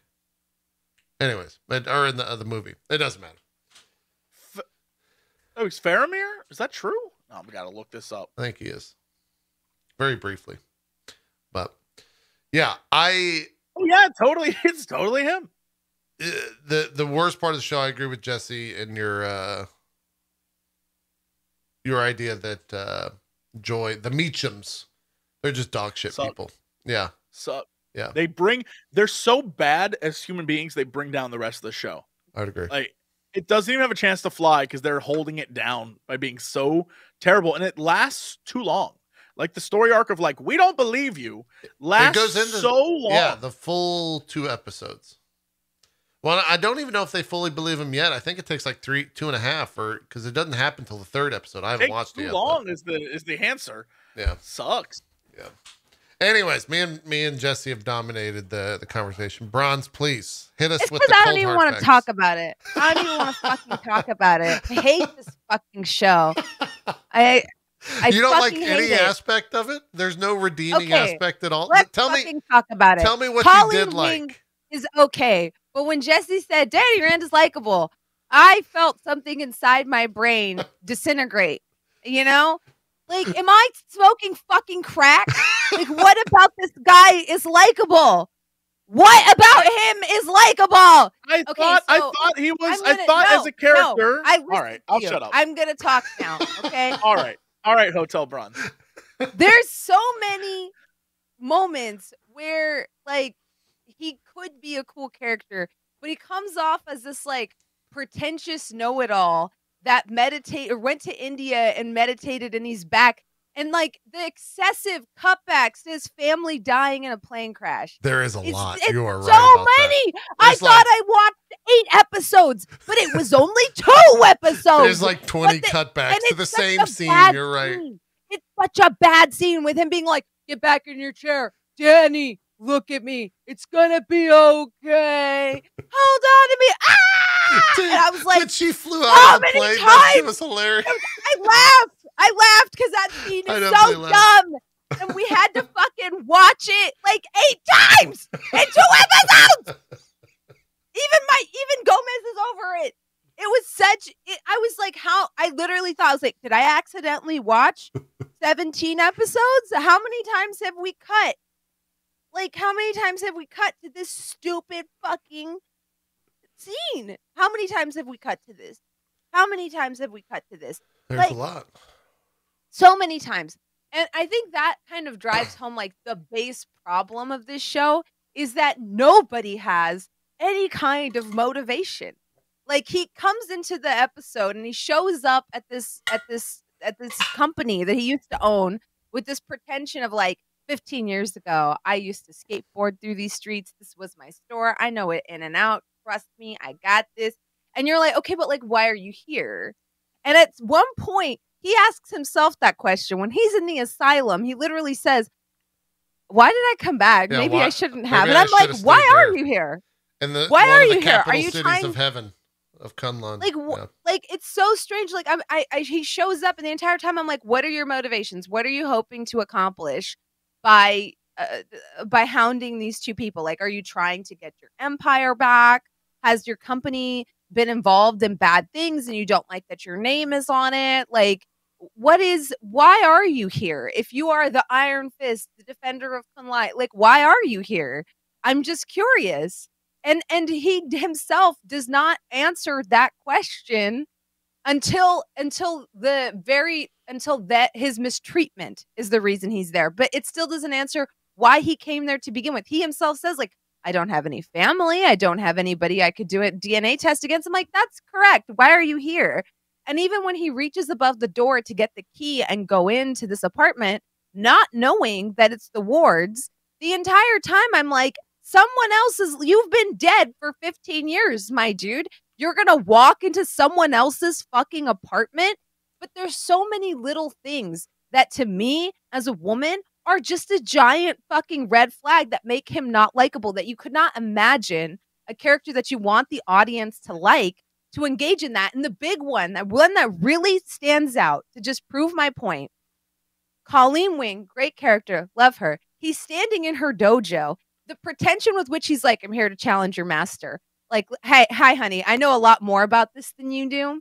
You need to teach Kung Fu, and also you need to hire me. But here's the biggest red flag, okay? Not only does he come off as super pretentious about the entire thing, about knowing more about it than her, which I get it. He's going to do that. Let's just hand wave that away. Okay. It's when she asks him to leave. She's clearly uncomfortable. Oh my God. Oh, and he doesn't. He grabs a training sword because she's literally like, seriously, you need to leave. Yeah. And he says, that's not a real sword. Are you fucking, like, this woman is clearly unhappy with you being here to the point that she feels physically threatened and she has picked up a weapon because she needs you to fucking leave. And your response is, well, that's just a training sword. Not like, hey, you know what? I'm sorry. You're right. Clearly I'm overstepping. Clearly you're uncomfortable. I'm going to leave. It's like, they weren't flirting. There was no flirting there. No, if you think that's flirting, please never approach a woman in public. Grizzly, please, for the love of God. Her face is like, she's like, you got to get the fuck out, homeless person. The minute that scene happened, I was like, oh, Bron's going to rip this apart. The minute it happened, I was like, oh, Bron's going to destroy this scene. Because you're right. You're absolutely right. It's a weird, he is like creepy in that moment. You're absolutely right. Well, he's also got that like shit-eating grin on the whole time. That's not a real sword. She knows it's not a real sword. Runs a fucking dojo. What are you? Yeah. Like, she doesn't want to kill you. She wants you to leave. That scene is very strange. Like, I agree. you shouldn't have to threaten someone with physical harm to get them to leave you alone. Wait. Am I crazy? No, you're 100% right. However, I personally thought the scene where he just straight up starts speaking Chinese to her and then like fully expects her to, Mandarin, I think is what it was. And just like fully expects her to respond. I'm like insulted that my takeaway was like, I forgot about that scene. I actually kind of like Danny. And now you're reminding me of all the like incredibly shitty things Danny does. I'm like, the character does a lot of stupid shit. It's so weird. He has this like sense of entitlement and about things that like he shouldn't, because him coming up to her and flexing his Mandarin and her being like, okay, I haven't spoken that since I was a kid is such a weird move. And also like it's just weird for him to assume that she speaks that. I would not go up to a random Indian living in America and start speaking in Punjabi or Hindi, because half of my cousins don't. Well, it's kind of fucked up too. Yeah, the idea that you're just assuming that this woman in America, in New York, is clearly fluent in Mandarin is such a strange thing. And then like him going into her business being like, hey, I've just been here for 5 minutes, but you drum up more business if you offered these classes. It's like, I have to imagine that like when you talk about it this way, it does seem like Danny is trash. But I have to imagine the last time he interacted with like other people besides the people in his monastery was a long, right? Like I have to imagine he's like stunted in his development. As like the reason why he comes off as an idiot 14-year-old is because he is how he's written. Because I understand. Like I'm trying to justify why I like Danny Rand. And like looks through the eyes of eagles and meditates and does Tai Chi to then be like, how do you like when you have a gun to your head, huh? Boom! How do you like that? And like just like losing his shit every 5 minutes, but then being like, I didn't understand that scene. That was so out of character. That was very random. I didn't understand it either. And then he'll like throw the shit off the doctor's desk and be like, fuck you! I am Danny Rand! I am! And then 2 minutes later, he's like, I'm like, why don't you, like, if you meditate, my dude, my bro, why are you not more calm? Why are you just popping out? Like, you looked into a dog's eyes and managed to make it like its soul bowed to your soul. Yeah. Okay? But you can't calm yourself down. My dude, I need to know. At this point, his only personality is plane crash. Like, I don't, as someone who did not make it past episode 3 in this show, the depth of you him didn't? is You stopped at episode crash. 3? I've never watched past episode 3, and rewatching this reminds me why. Like, did you watch episode 3 last night or no? Plane crash. No. Okay, I stopped. I specifically stopped so I wouldn't carry episode 3 conversation into the show. I don't remember what happens. I know eventually him and Jessica Henwick hook up, and then he like buys their dojo or some shit like that. I remember that because he gets money somehow, but I don't know where the rest of the show goes from this point. The rest of the show is it's just the Meachums being assholes, right? And then like the dad gets into the hand bullshit. Like, literally, the dad is like, "No, fight me, guy who's much younger and more stronger than me." And it's not great. It's not a good season of TV. It truly is very bad. And again, it's like, just strange also to like talk about how he has studied at this monastery and all this stuff, and to not have an ounce of humility. It's so strange to me because it's like, did the people writing this show do any research at all? Like compare Doctor Strange's writing and like how much Stephen Strange sticks out because the people around him are so much, they exhibit so much more humility than him, to the point that like it makes him stand out as a pretentious, westernized fucking asshole compared to Wong, right? Like they do a good job of showing that like if you do meditate and if you do, you know, believe in this type of spirituality, like you understand that in the grand context of the universe, you are not important. So for him to like kind of walk around and be and be this way, but also like be communing with animals and stuff, it's in stark contrast with each other. Because you would think he would be like, hey, you know what? I'm going to step away. But it's not even the biggest problem with this show, because there's just so many places where, as a writer, I would have changed things. Because you have scenes where characters just like do info dumps, but they don't do. It'll be like this is an actual line or actual dialogue chunk. Listen, I'll make sure you're arrested and taken to a court of law, and I will go out of my way to ensure that you are sentenced to the maximum degree. And wait, my dog was locked in my study. You were in my office? That's going too far, buddy. Okay. And you're like, the old Joy conversation. Yeah. The old Joy again. Let me just state for the record. Joy and Ward are the two most unlikable, insufferable people ever committed to screen. I'm gonna say ever. Period. Wow. I like. Have you watched the HBO show Succession? Because they challenged the Succession characters. Yeah, but all those people, they're designed to be all trash people, and you know that going in. You are correct. These two characters. Bad writing goes beyond that, though, because like they do these blocks of dialogue. So like, I'll give an example where I would have made an edit. I love Colleen, but there's a scene at the end of class where Colleen is like, hey guys, great class today. Make sure you take a stack of flyers because we need to get more people in here. Right. Next Tuesday, we're going to be hosting an AA meeting because they pay more money than you. And without them, this whole thing closes down next week. And it's just this awkward, weird scene. Whereas what they should, in my opinion, what I would have done is when she's putting up flyers and he says, hey, what I really need is a job. She could have been like, bro, I can barely make the rent on my dojo, let alone pay you, okay? Sorry. That, to me, would have been a better scene than going out of her way to do this really weird, awkwardly written bit about, hey, unfortunately, we have to host these alcoholics here because they pay more than you guys do. Oh, and we're going under. I'm so hard up for money. And I have to now give you that information through this extremely poorly written dialogue, even though this actress is doing her best with what is a very, very shitty script.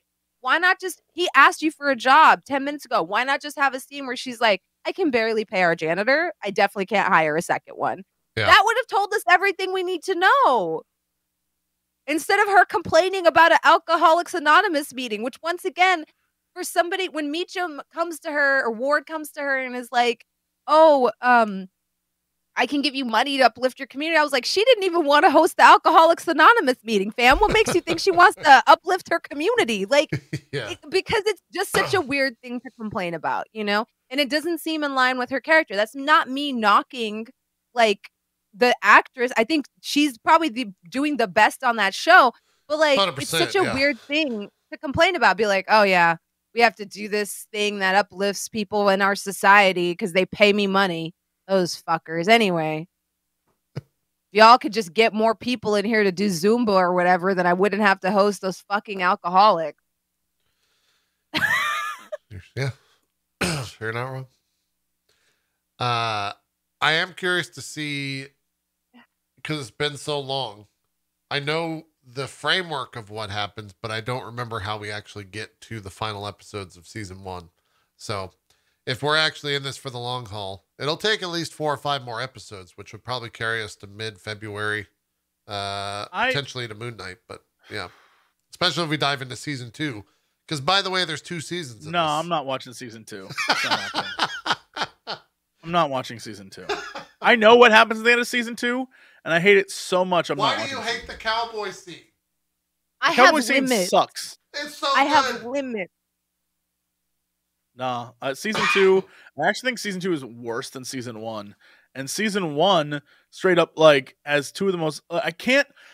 Honest to God, during episode 2, I'm not even joking, like, had my remote in my hand, ready to fast forward if I got too annoyed with what was happening on screen.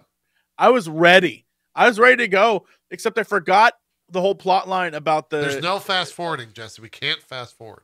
I'm aware. I forgot the plot line about the him going to the asylum. So I was just like, what the hell is this about? Yeah, I forgot that. And I was like, oh, yeah, that's right. And the worst part, here's the thing. All the actors, God bless them. I think they're great. The scene where Danny and the doctor is talking, I honestly was like, this doctor's a very good actor, but his dialogue's like, no, I believe you're Danny. I believe that you're Danny. Yeah. And he's like, good. And he's like, so then what happened to you after the plane crash? She's like, oh, well, I went to became Kun Lun. the Iron Fist. He's like, oh. Yeah, and he's like, oh, you're disassociating. well, that's good news. So, yeah. We can help you. Right? And I'm like, shit, I hate this. Because you know where it's going. They're gonna be okay, like, that entire asylum thing is so backward too, because you have this man that like shows up and it's like, you should kill yourself, you should kill yourself. And then later, when Danny Rand is like, oh, I'm going to be out of here in 72 hours. The way that scene is written is so weird because he's like, it's almost like a one flew over the cuckoo's nest is what they're trying to do, but they missed the mark where they're like, yeah, well, I thought I was going to be here for 72 hours. And then I got diagnosed with bipolar. I was like, you asked this man to kill himself? So I would say you probably deserve, like they do this whole bit of like, look at all these people. They all thought they were going to be here for 72 hours. I'm like, yeah, and you're all violent. Like, so that's why I said I hated that trope. I hated that. And I hate any sequence where they depower the main character by putting them into an insane asylum and pumping them full of drugs. I hate that shit. This entire idea that like, well, I can't focus my chi because I'm pumped full of drugs. I was like,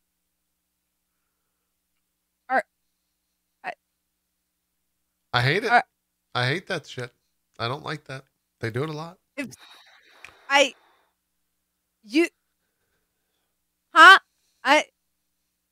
Happens too often.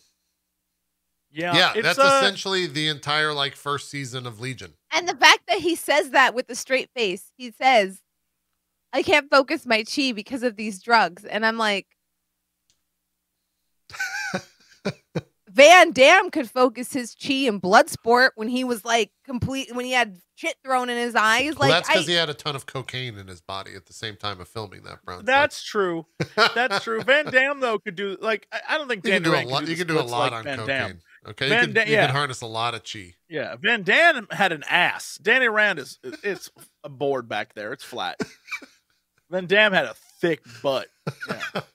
It drove that bad guy crazy. Okay. Yeah.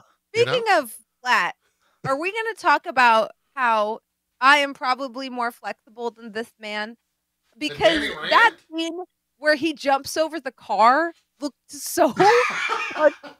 And every scene where he's fighting, I'm like, my dude, now we've come so far. Like, I have to know, does the actor do martial arts? Like, I'm not trying to pick on him. The reason he actually sucked at martial arts is because I don't think he knew he was getting the role until like weeks before they started filming or something like that.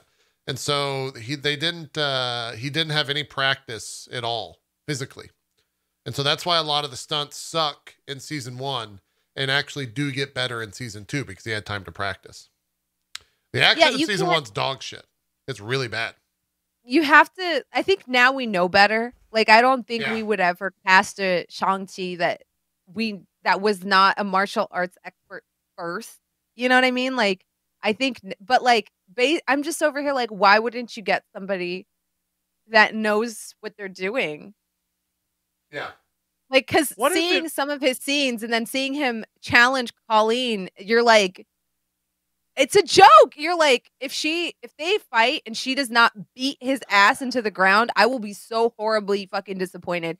Because based off of how he moves, he does not have the speed, flexibility, or reaction time to fucking go toe to toe with her. Yeah. They give him a mask in season 2. Sorry, my nose is going crazy, so I'm like off screen. I didn't realize they gave him a mask in season 2. Huh.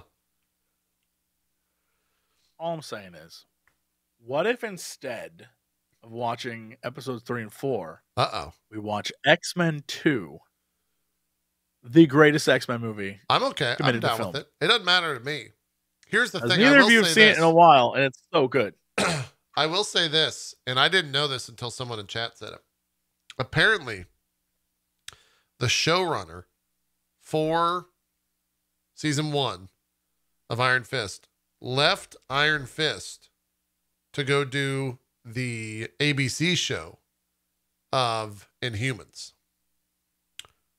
And that kind of says all I need to know about that person. Because Inhumans season 1 might possibly be one of the worst TV shows, not in Marvel, in the history of TV shows that I've ever watched. It's bad. It's terrible. It's one of the worst. It's so bad. He also did the bad seasons of Dexter. I didn't know that. As for the question of how much like martial arts does someone like Charlie Cox know? Okay, so here's the thing. Regardless of whether he knew or not, by the time he filmed, he knew something, because that man was shredded. Number 2, Daredevil wears a mask. So a lot of his scenes, like, but that being said, he clearly had time to train, because that man is ungodly shredded. Yeah. Sorry, I had to get a little thirsty there for a second. I understand. When you're wearing a black turtleneck and I can see the outline of your pecs and your abs, that's like a different level of shredded. When you're shredded in clothes. I mean, I can wear a black turtleneck and you could see the outline of my stomach and my neck. Like, it's not that hard to do, Bronze, right? Like, you don't have to. Yeah, Bronze. Jeez. You don't have to put us on. I got to play D&D with him, and I took a photo with him, and my hand brushed against his abs, and I haven't been the same since. So I'm sorry. I've touched them, and it's unreal. It's unreal. I was like, you're the same species as me? I feel like you're a Panther or something, or an X-Men, but here we are. Maybe. I think he was probably about 2 or 3 seconds. That is not the actor for Danny Rand. From asking you to leave his dojo, Bronze. He was about to pull out his fake sword. He would never, because could you imagine that sweet Catholic boy, our having Daredevil, a fake sword? Probably, yeah. Not leaving when a woman pulls a sword on him? That sweet Catholic boy from that show, he would have left 5 minutes prior and apologized for making her uncomfortable. Maybe. I cannot fathom him being like, that's a fake sword. Also, I could kick your ass. Like, I could not fathom. He would be like, you know what? Could be. I'm a sweet Catholic boy. I see that you've pulled a sword and I've made you uncomfortable. I'm going to leave. Boy, I hope I'm not messing up my Marvel franchises. I think the season 2 reveal is that Danny wasn't originally supposed to be the chosen one. It was the other dude. It was the other kid, yeah. Yeah, but then Danny gets it. Yes, yeah. There's a new character. Which I think is them trying to explain why Danny's... Like, Danny doesn't have what it takes to be the Iron Fist. He has no humility. Like, basically everything Bronze is complaining about. I think in season 2, they tried to be like, yeah, no, Danny is kind of a jank piece of shit because he wasn't supposed to be the Iron Fist. So he has the powers. So, here's the thing. You're not making me want to continue watching. But here's the thing. The actor for that character named Davos was originally the Iron Fist for the show. And so he was also supposed to be the actual Iron Fist for the show, not also in the show's lore. So they went there. I gotta sneeze. Yeah. So we don't get paid money to do this show, and I have to watch a whole season. We don't have this. I put it out there. X-Men 2 palette cleanser. You haven't seen it in a while. I want to just be able to talk about the intro. It's so good. And Wolverine going berserker mode in the house, like, yeah, it's so good. It's great. It's great. Is that the movie where I haven't seen any of that. So the idea that at some point they say, you know why this guy sucked? It's because he was never supposed to be this character. He was never supposed to be the original. And then the Iron Fist was supposed to go to another guy. Yeah. The original. And they're like, Danny Rand never matured out of being a rich boy is the plot of season 2. And that's why the other guy's like, I am the real Iron Fist. And they go at it. That's how you know it's bad when the show's writing acknowledges, like, hey guys. Oh yeah. Well, I think they changed everything about season 1 and season 2. And here's the thing: season 2, it's not great, but it's certainly better written. It's clearly different than season 1. Does season 2 do a lot of like? Isn't Davos part of the hand? Yeah. It's all I hate the hand. It's all the setup to the hand stuff for Defenders, which is whatever. But season 1 makes me dislike everything in their world so much that when they like do stuff, oh my god, I just don't want to spoil anything. It's just not. It's not. I hate Joy and Ward so much. They're bad. When they're on screen, I'd like my inside scream. I'm like, I hate them. Yeah. I'm down for X2 if we want to bail out. Look, I figured we would bail out after the first episodes anyways, because they're not great. They're definitely not great. So I'm down for X2 if we want to do that next week. Okay. Put it out there. And then all right, I'm down. Here's one thing I do want to do, though. Sometime in the future, I do want it. We don't have to do 2 episodes. We can do 1 episode. I want to watch the first episode of Inhumans and talk about it it's quite possibly one of the worst things to exist. It's so bad. You know what? So bad. Have you I'm seen the characters? Remembering more and more about this show. Oh, it's so bad. It's so bad. Googling Inhumans. Oh, Jesse Cox. It looks like Power Rangers shit from like the early 90s. They do not look great. Why are these the out? You know what? Speaking of great, I'm going to just side tangent. Even though this is the Marvel show. Okay. Hey, take the time to go watch Peacemaker on HBO Max. Yeah, I need to. How many episodes are out of that yet? 3, 4? 3 so far, and the 3 episodes are the first episode is so good. I've heard they're very good. It is. Everything I want to say is a spoil. It is. Please don't spoil. Exactly the kind of thing you'd be like, oh yeah, no, this is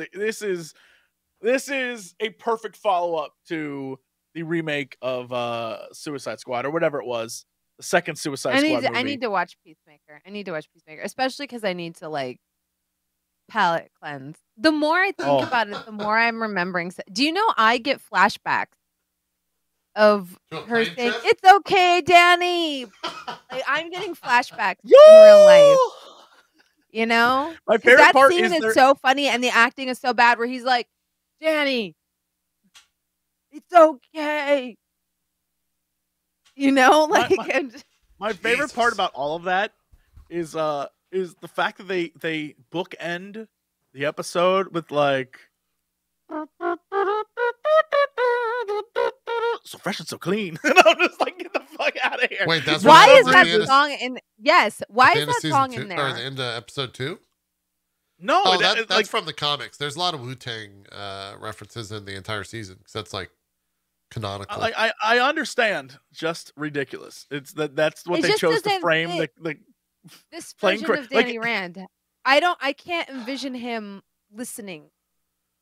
Like, that's in the comics. That's what it's all based on in a lot of ways. I know, but like, he doesn't sell it. He looks like he went to a yoga retreat in India.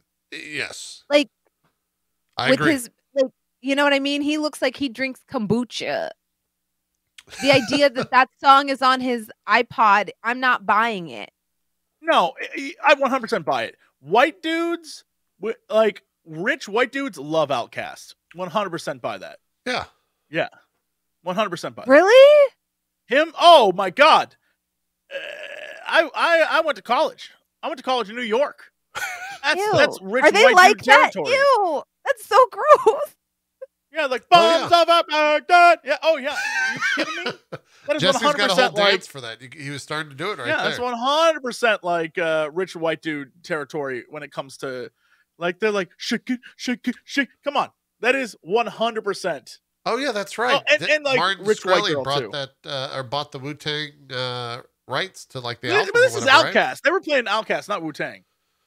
Right, but I'm saying the show had a lot of Wu-Tang influence. or the character has a lot of Wu-Tang influence in him. Like, I think the RZA directs one of the episodes or something in season 1. So. Well, all I'm saying is that maybe in the comics there's some Wu-Tang, but this Danny Rand is Outcast. That's all I need to know. That's the difference. Wait, isn't Wu-Tang playing on like his iPad or his iPod when he walks into the first episode? No, that's Outcast. Oh, no, that's Outcast playing. Oh, yeah. Got it. All right. Oh, maybe you're thinking Luke Cage is Wu-Tang? I honestly forget. I'm in a weird allergic attack haze. It's okay. Could be the case. Anyways, are we doing X-Men 2 next week? I think I could use the palate cleanser. I just wanted to hear you guys gush about swear to you, the more I remember, the more I'm like, just okay, what is the point of that squirrely character in the basement that's like, sorry, there's nothing likable about my character. I just the secretary. Sorry, yeah. He dies. He gets killed by the dad. When? I want to say later on. Yeah, I forgot what episode. Do we care about him? Because he's there to show how crazy the dad is. That's what that is. The dad literally warped this man. Although here's the thing, the dad, when he hit me with that, like when he was like, "Get them while they're young, so that they'll become loyal," I wouldn't pay them twice what they're worth. I was like, "Oh shit, his dad's onto something. Maybe that'll help me hire better." I was like, maybe I can find more editors and shit to work. I got to get like 14-year-old editors and have them come in and then pay them a bunch of money, and they'll be like, my whatever that kid's name was, who was like, "It's after midnight, sir." He's like, "See." I need to get like a bunch of young kids to be my editors. That scene was so cringy when he's like cracking the whip and he's like, "You say sorry all the time." "No, just an observation. My dad used to whip me every time I displeased him." Crack. Yeah. He would ask me to say sorry every time. Oh, that guy's insane. Yeah, he's a real exerting himself. Crazy person. And you're just like, I know that you're a good actor because I've seen you in Lord of the Rings. So I don't know what is going on with you right now. It's just not a good script. It's like, again, yeah, the actors have been in other things. Yeah, the actors have been in other things that they're very good in. Yeah. It's the exact same type of scenario where, again, if you go back and watch the Star Wars episode 1, 2, and 3, everyone in them is phenomenal actors, but the scripting is just like not good. It's not a good script. Or the scene with the car. Can we go back to that? Where if someone were to pull up in your car, would you just be like, get in? Yeah. You're rich. You can just buy another car. Why would you get in? The door was open. What's crazy is there are four other guys. There are four other guys standing around in the basement of the building you own, and none of them try to save this dude. They all are like, but why would you get in? Why would you get in the car? Why would you get in the car? How else are they going to have the scene? It's really weird. And then everything about it's bad, where he's like, he does the whole like, how does it feel? How does it feel? Bam. And then he's like, you want to know what it's like to be in a plane racing while you watch your parents die? You want to know? Honestly, Bronze, I thought that was the realest. I thought that was the realest part of the entire show, because I was like, I've wanted to do that to Ward since he appeared on the screen for the first. I would love to point a gun in this dude's face and be like, "Shut up, Ward! Shut the fuck up, Ward!" Oh yeah, no, I would love to have done that. Are you kidding me? But that was the realest shit I saw on this entire show. With the monks of the Lotus or whatever. But Ward is a dick, though. No, it's I would lose my cool. The way of the crane. That's what it was. I would have. If I would have meditated for 100 years and met Ward, I would have lost my mind too. I'd been like, 100 years wasted, Ward! Can we go back to the scene with the sister?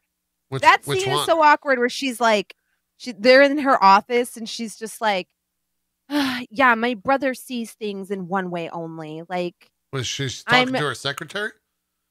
Yeah, no. When he comes and visits her.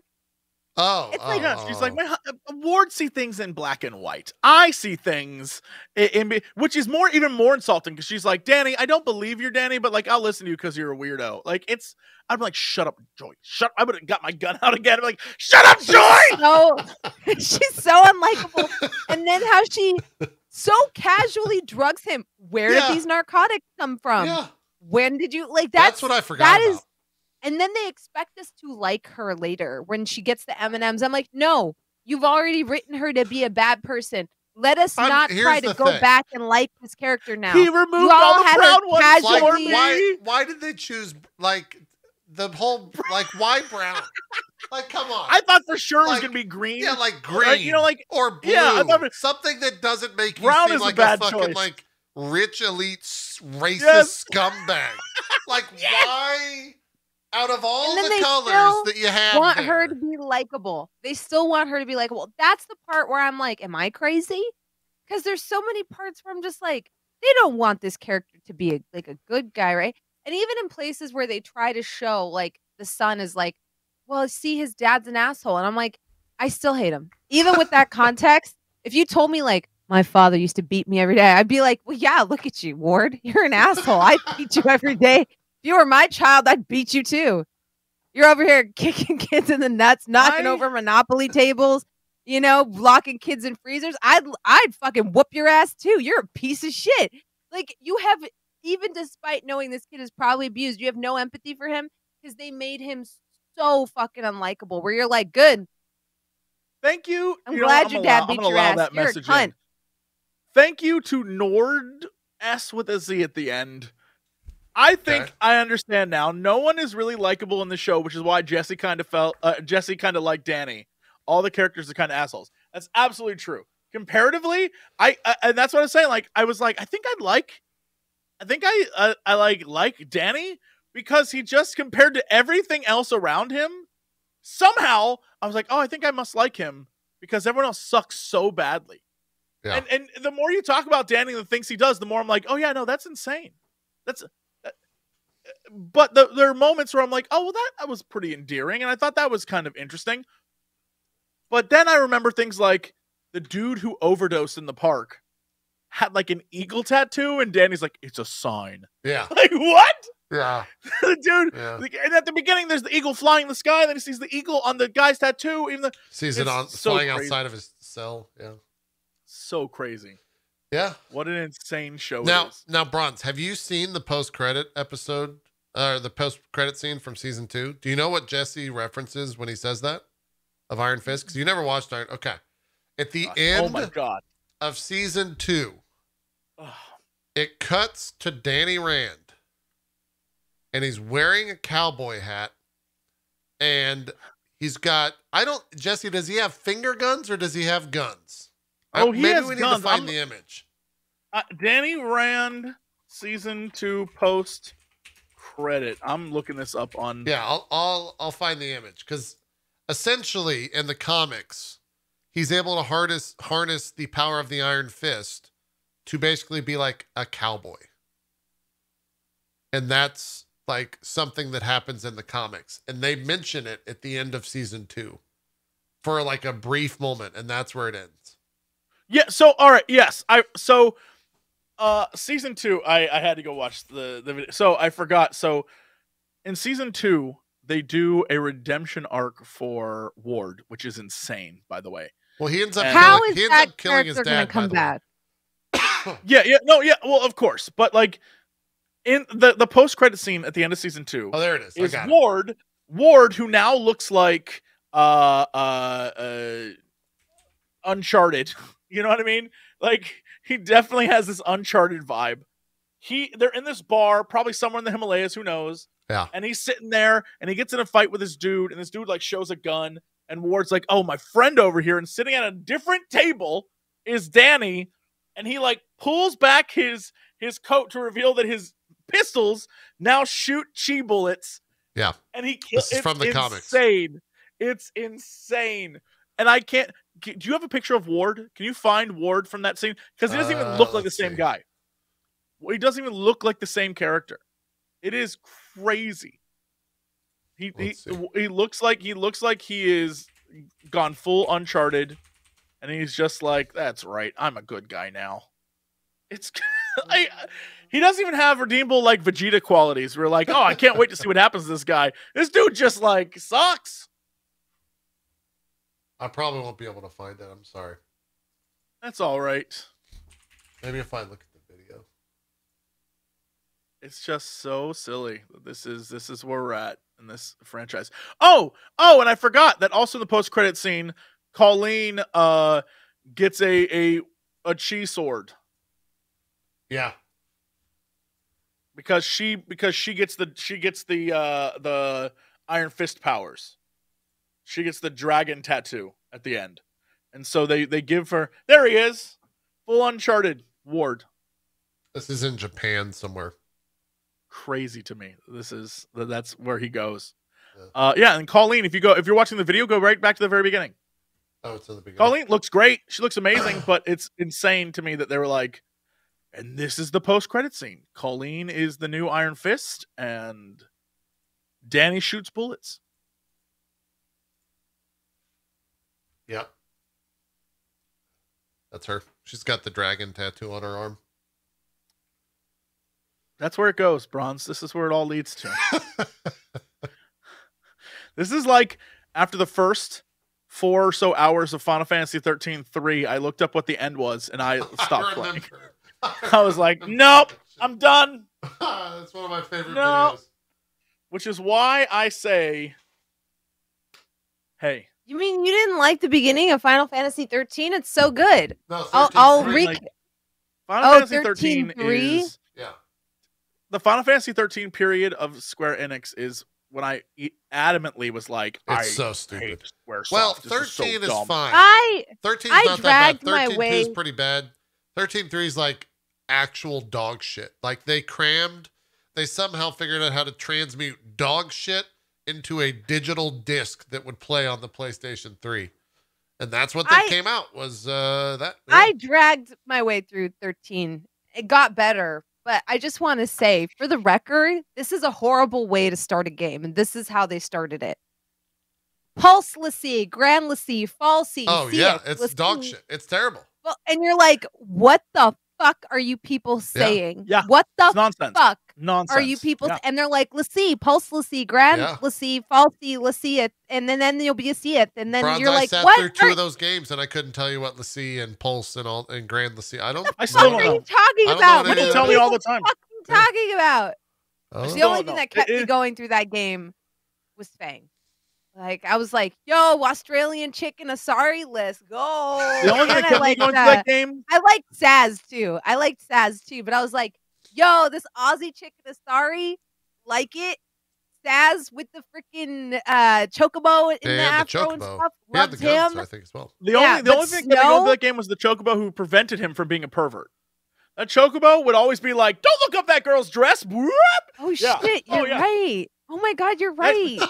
He was a perv that entire game. Was ruined, too. The chocobo would be like, stop checking those girls out. Yeah, every time. You know what, though? Final Fantasy 13 and this like Iron Fist have something in common in that I would punch 98% of those characters in the mouth. You don't like like every Snow? time when Snow Star would be sucks, like, bro. Nora, yeah. But I think the one that really got to me was Vanille, where Hope's mom dies and she's like, hey, sometimes you just have to keep going. Yeah? And you're like, his mom just died. And she'd be like, it's okay. Sometimes you just have to smile until you believe it. And you just be like, I want to actually put my boot through your teeth. Like, I need to kick you in the face. Like, half of those characters. The problem with Final Fantasy 13 is it's too effing anime. Yeah. Final Fantasy 12, they hired, like, stage actors to do all the VO. Final Fantasy 11 was an MMO, so whatever, that's different. Final Fantasy 10 was, like, them doing voice acting for the first time and trying to, like... Final Fantasy 13, they were like, let's just hire a bunch of, like... direction. Yeah, anime voice actors to do an anime-ass thing, and it's, like, too much. It's too much. Yeah. It's too much. Bad. but apparently it was very popular in Japan, and so that's why they kept making. Oh, Lightning's still like one of the most famous characters. I remember when she was in a Versace ad and shit. She like was. That. Yeah. It sucked. They made her so popular that at the end of 13.3, she becomes a real character in the real world. That's how popular she was. Yeah. Hey, Bronze. The issue and that with franchise Lightning is on Earth. On Earth, Bronze. Okay, hear me out. I don't know her progression throughout the games, but based off of 13, she embodies one of the worst tropes I've ever seen, which is she's strong and therefore she just has to be a bitch, you know? Where everyone else is chilling. Sure. And she's like, I don't have to listen to you. She just randomly punches other party members in the mouth. Yeah. To assert her dominance. And I was like, Look, if you were as smart and as strong as you said you were, you wouldn't have to smack these people to get them to listen to you. They would listen to you. Here's why. Men didn't know how to write female characters back then because they were men. That's what that is. And since that time, we have learned, Bronze. We have learned. No, then they actually learned to hire women to write. I wouldn't have gone that far. I would just learn how to write women. Hiring women to write women? That sounds like too much work. She's just all the women she's write. She's just a bitch, and there's no. They aren't bitches. They're just sexy. Whoa. But she's a bitch. She is. And I up. just That's don't her character. get it. That's her. She's just rude and mean to everyone for no discernible reason because she's the de facto strong lead, you know? Huh? And then, like, I don't know. There's so many ways. Okay. One of the most formative pieces of media for me growing up was Alien because Ripley is a lot of things. Like, she's smart. Badass. She doesn't take shit from anybody. And she, like, especially when she's like, oh, that's not our quarantine protocol. Like, she's asserts herself, but she's not like a bitch to be a bitch. You know what I mean? Like, she's the perfect embodiment of like being a team player, being good at her job, being competent, and being soft enough to go back for the cat. You know what I mean? Like, that's like such a pivotal moment where she like risks her fucking life to go save a fucking cat. Yeah, it's true. From an alien. And yet she doesn't just, you never see her just like being a bitch to be a bitch. But like Lightning, that's not the case. I remember playing 13 and the first hour of that game, doesn't she punch 2 other people in the mouth just for disagreeing with her? And I was like, probably. Why are you hitting people? Because God told her to, Bronze. If you played the third one, you would understand that she's on a mission from God. Okay? Like, why is she going around hitting people? Because that's what God wanted her to do. If you think I'm making this up, go read the synopsis for episode 13.3. It's all real. You need to know, I'm dead serious. Is that the lesson here, be it Final Fantasy 13 or Iron Fist, write your characters and your stories like they're real people doing real things with real motivations instead of trying to like fit humans into the story you want to tell. Like that's not how writing works. Write like people have thoughts, not that they're like, I'm going to stand on this roof and stare out upon the city. I just do that on that's Tuesday night for me. I mean, and then jump off the roof and say like a witty one. Like, stop it. I do that every Tuesday. You do not do that every Tuesday. My favorite you don't know what I do on Tuesday nights, Jesse? My favorite thing is to just, have one thing define me. Well, yeah. Oh, yeah. Yeah. I mean, that's hotels. It worked for Batman. Yeah. True. It did. And when I go to people, I tell them immediately, I say, hey, you being rude to me in my chat, I will ban you. And not only that, I will file a report with Twitch and follow up with them personally to ensure that your account is also banned from the entirety of the website. Yeah. You made an alt account? That's going too far, buddy. I'm going to inform my moderators and Twitch staff right away because this has gone too far now. I'm going to let you know exactly to your face everything that I'm going to do because I'm some weird blonde chick and this is my only character named trait. Joyce. Also, my moderator is also a police officer. And so you're just going to get it right now, guy. It's accurate. I need you to know that I realized that JP, Bronze is 100% Y'shtola. What'd you call me? Yeah. What'd you call me? Here's the thing. The only reason that and Bronze, I'm just gonna tune you out for a second. Pissed off? Am I supposed to be pissed off? The only thing. Here's the thing. Here's the thing. I only am considering this because Y'shtola is one of the greatest characters in that video game, and That's what I'm saying. I'm making sure that Bronze is like worthy of that title. You know what I'm saying? No, Bronze is Y'shtola. Bronze is full Y'shtola. I believe that. Which means if we're all the Scions, that means that you're Alpha now. Oh yeah, I'm 100% Alpha now. Yeah, that's true. Which means you're Alice. What are you calling each other? You're like I'm like, no, I'm Tataru. You are kind of a Tataru. That's Tataru. True. I was gonna say that I would love to be Astidian, but I don't think I'm an Astidian. Yeah, but Bronze is 100% Y'shtola. 100%. I'm gonna play this game just so I can find out whether or not that's that's a big investment there. That's a 300. Look, we only ask you to watch 2 hours of Iron Fist. This is 300 hours of Final Fantasy. If you're really gonna, is it as bad as Iron Fist? No, not at all. It's just 300 hours of Final Fantasy. If you want to play that. Yeah, Bronze.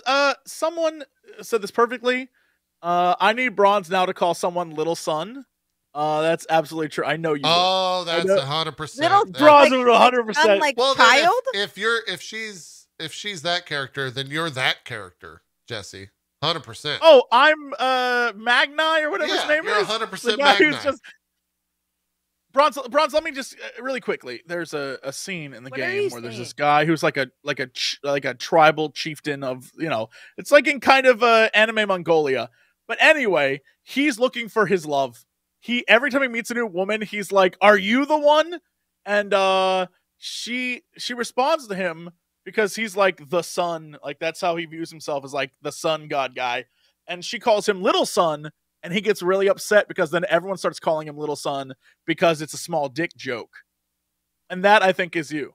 You would roast a man who was like actively hitting on you the entire time. You'd be like, "Sure thing, Little Son." And he'd be like, "Little Son."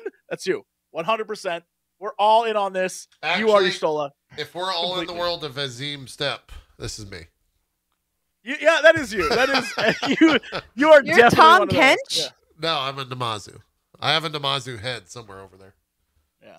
Ooh, she could be Sadhu. That's true. She is more of a Sadhu. That's true. Maybe. Bronze is Sadhu. Oh, that's right. She's another tribe leader who's like, "Bring me death so that I might slay and bask in the blood." Oh, that's what I thought you were talking about originally. No, yeah, no, I mean, like, yeah, I can see that. Because then also, oh, no, this is perfect. We're all the tribes of the Azim Steppe. Bronze is Sadhu, I'm Magni, and then you're the girl who wears pink who's like, "Thanks for helping me, Warrior of Light." That's you, JP. That's fine. I'm okay with that. Yeah. Whatever. Perfect. Easy. Done. All right. We're watching X2. Marvel Cinematic Universe, baby. Yeah. We're watching X2 next week. That's our homework, chat. No, X-Men 2. That's what I'm saying. X2. Oh, I thought you said we're watching the next 2. I was like, hell no. We're watching X-Men 2. It's on Disney Plus. I just looked it up. You don't need to go buy it anywhere. You can just watch it on Disney Plus if you have a subscription. It's been a long time since I've watched it, so I'm curious to see how it holds up. But let's do some shout-outs. I don't know what the fuck I'm having an allergic reaction to, but I'm like losing the ability to breathe, so we got to wrap the show up. Jesse, what do you got going on? Where can people check you out? What's coming up? Man, hey, if you want to get some quick news bites, check out 5 Minute News over on my YouTube. 5 minutes of gaming news that is, kind of fun. Today we talk about Beanie Babies. I'm not saying it's related to NFTs, but it is.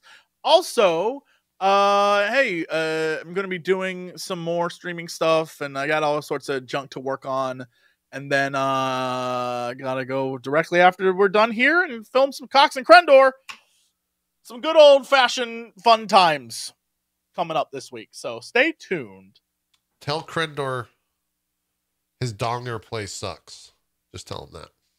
I would never say that to him. Never. That would break that man. Why are y'all out here talking about people's dongers? What? That's a League of Legends reference. Yeah. The donger.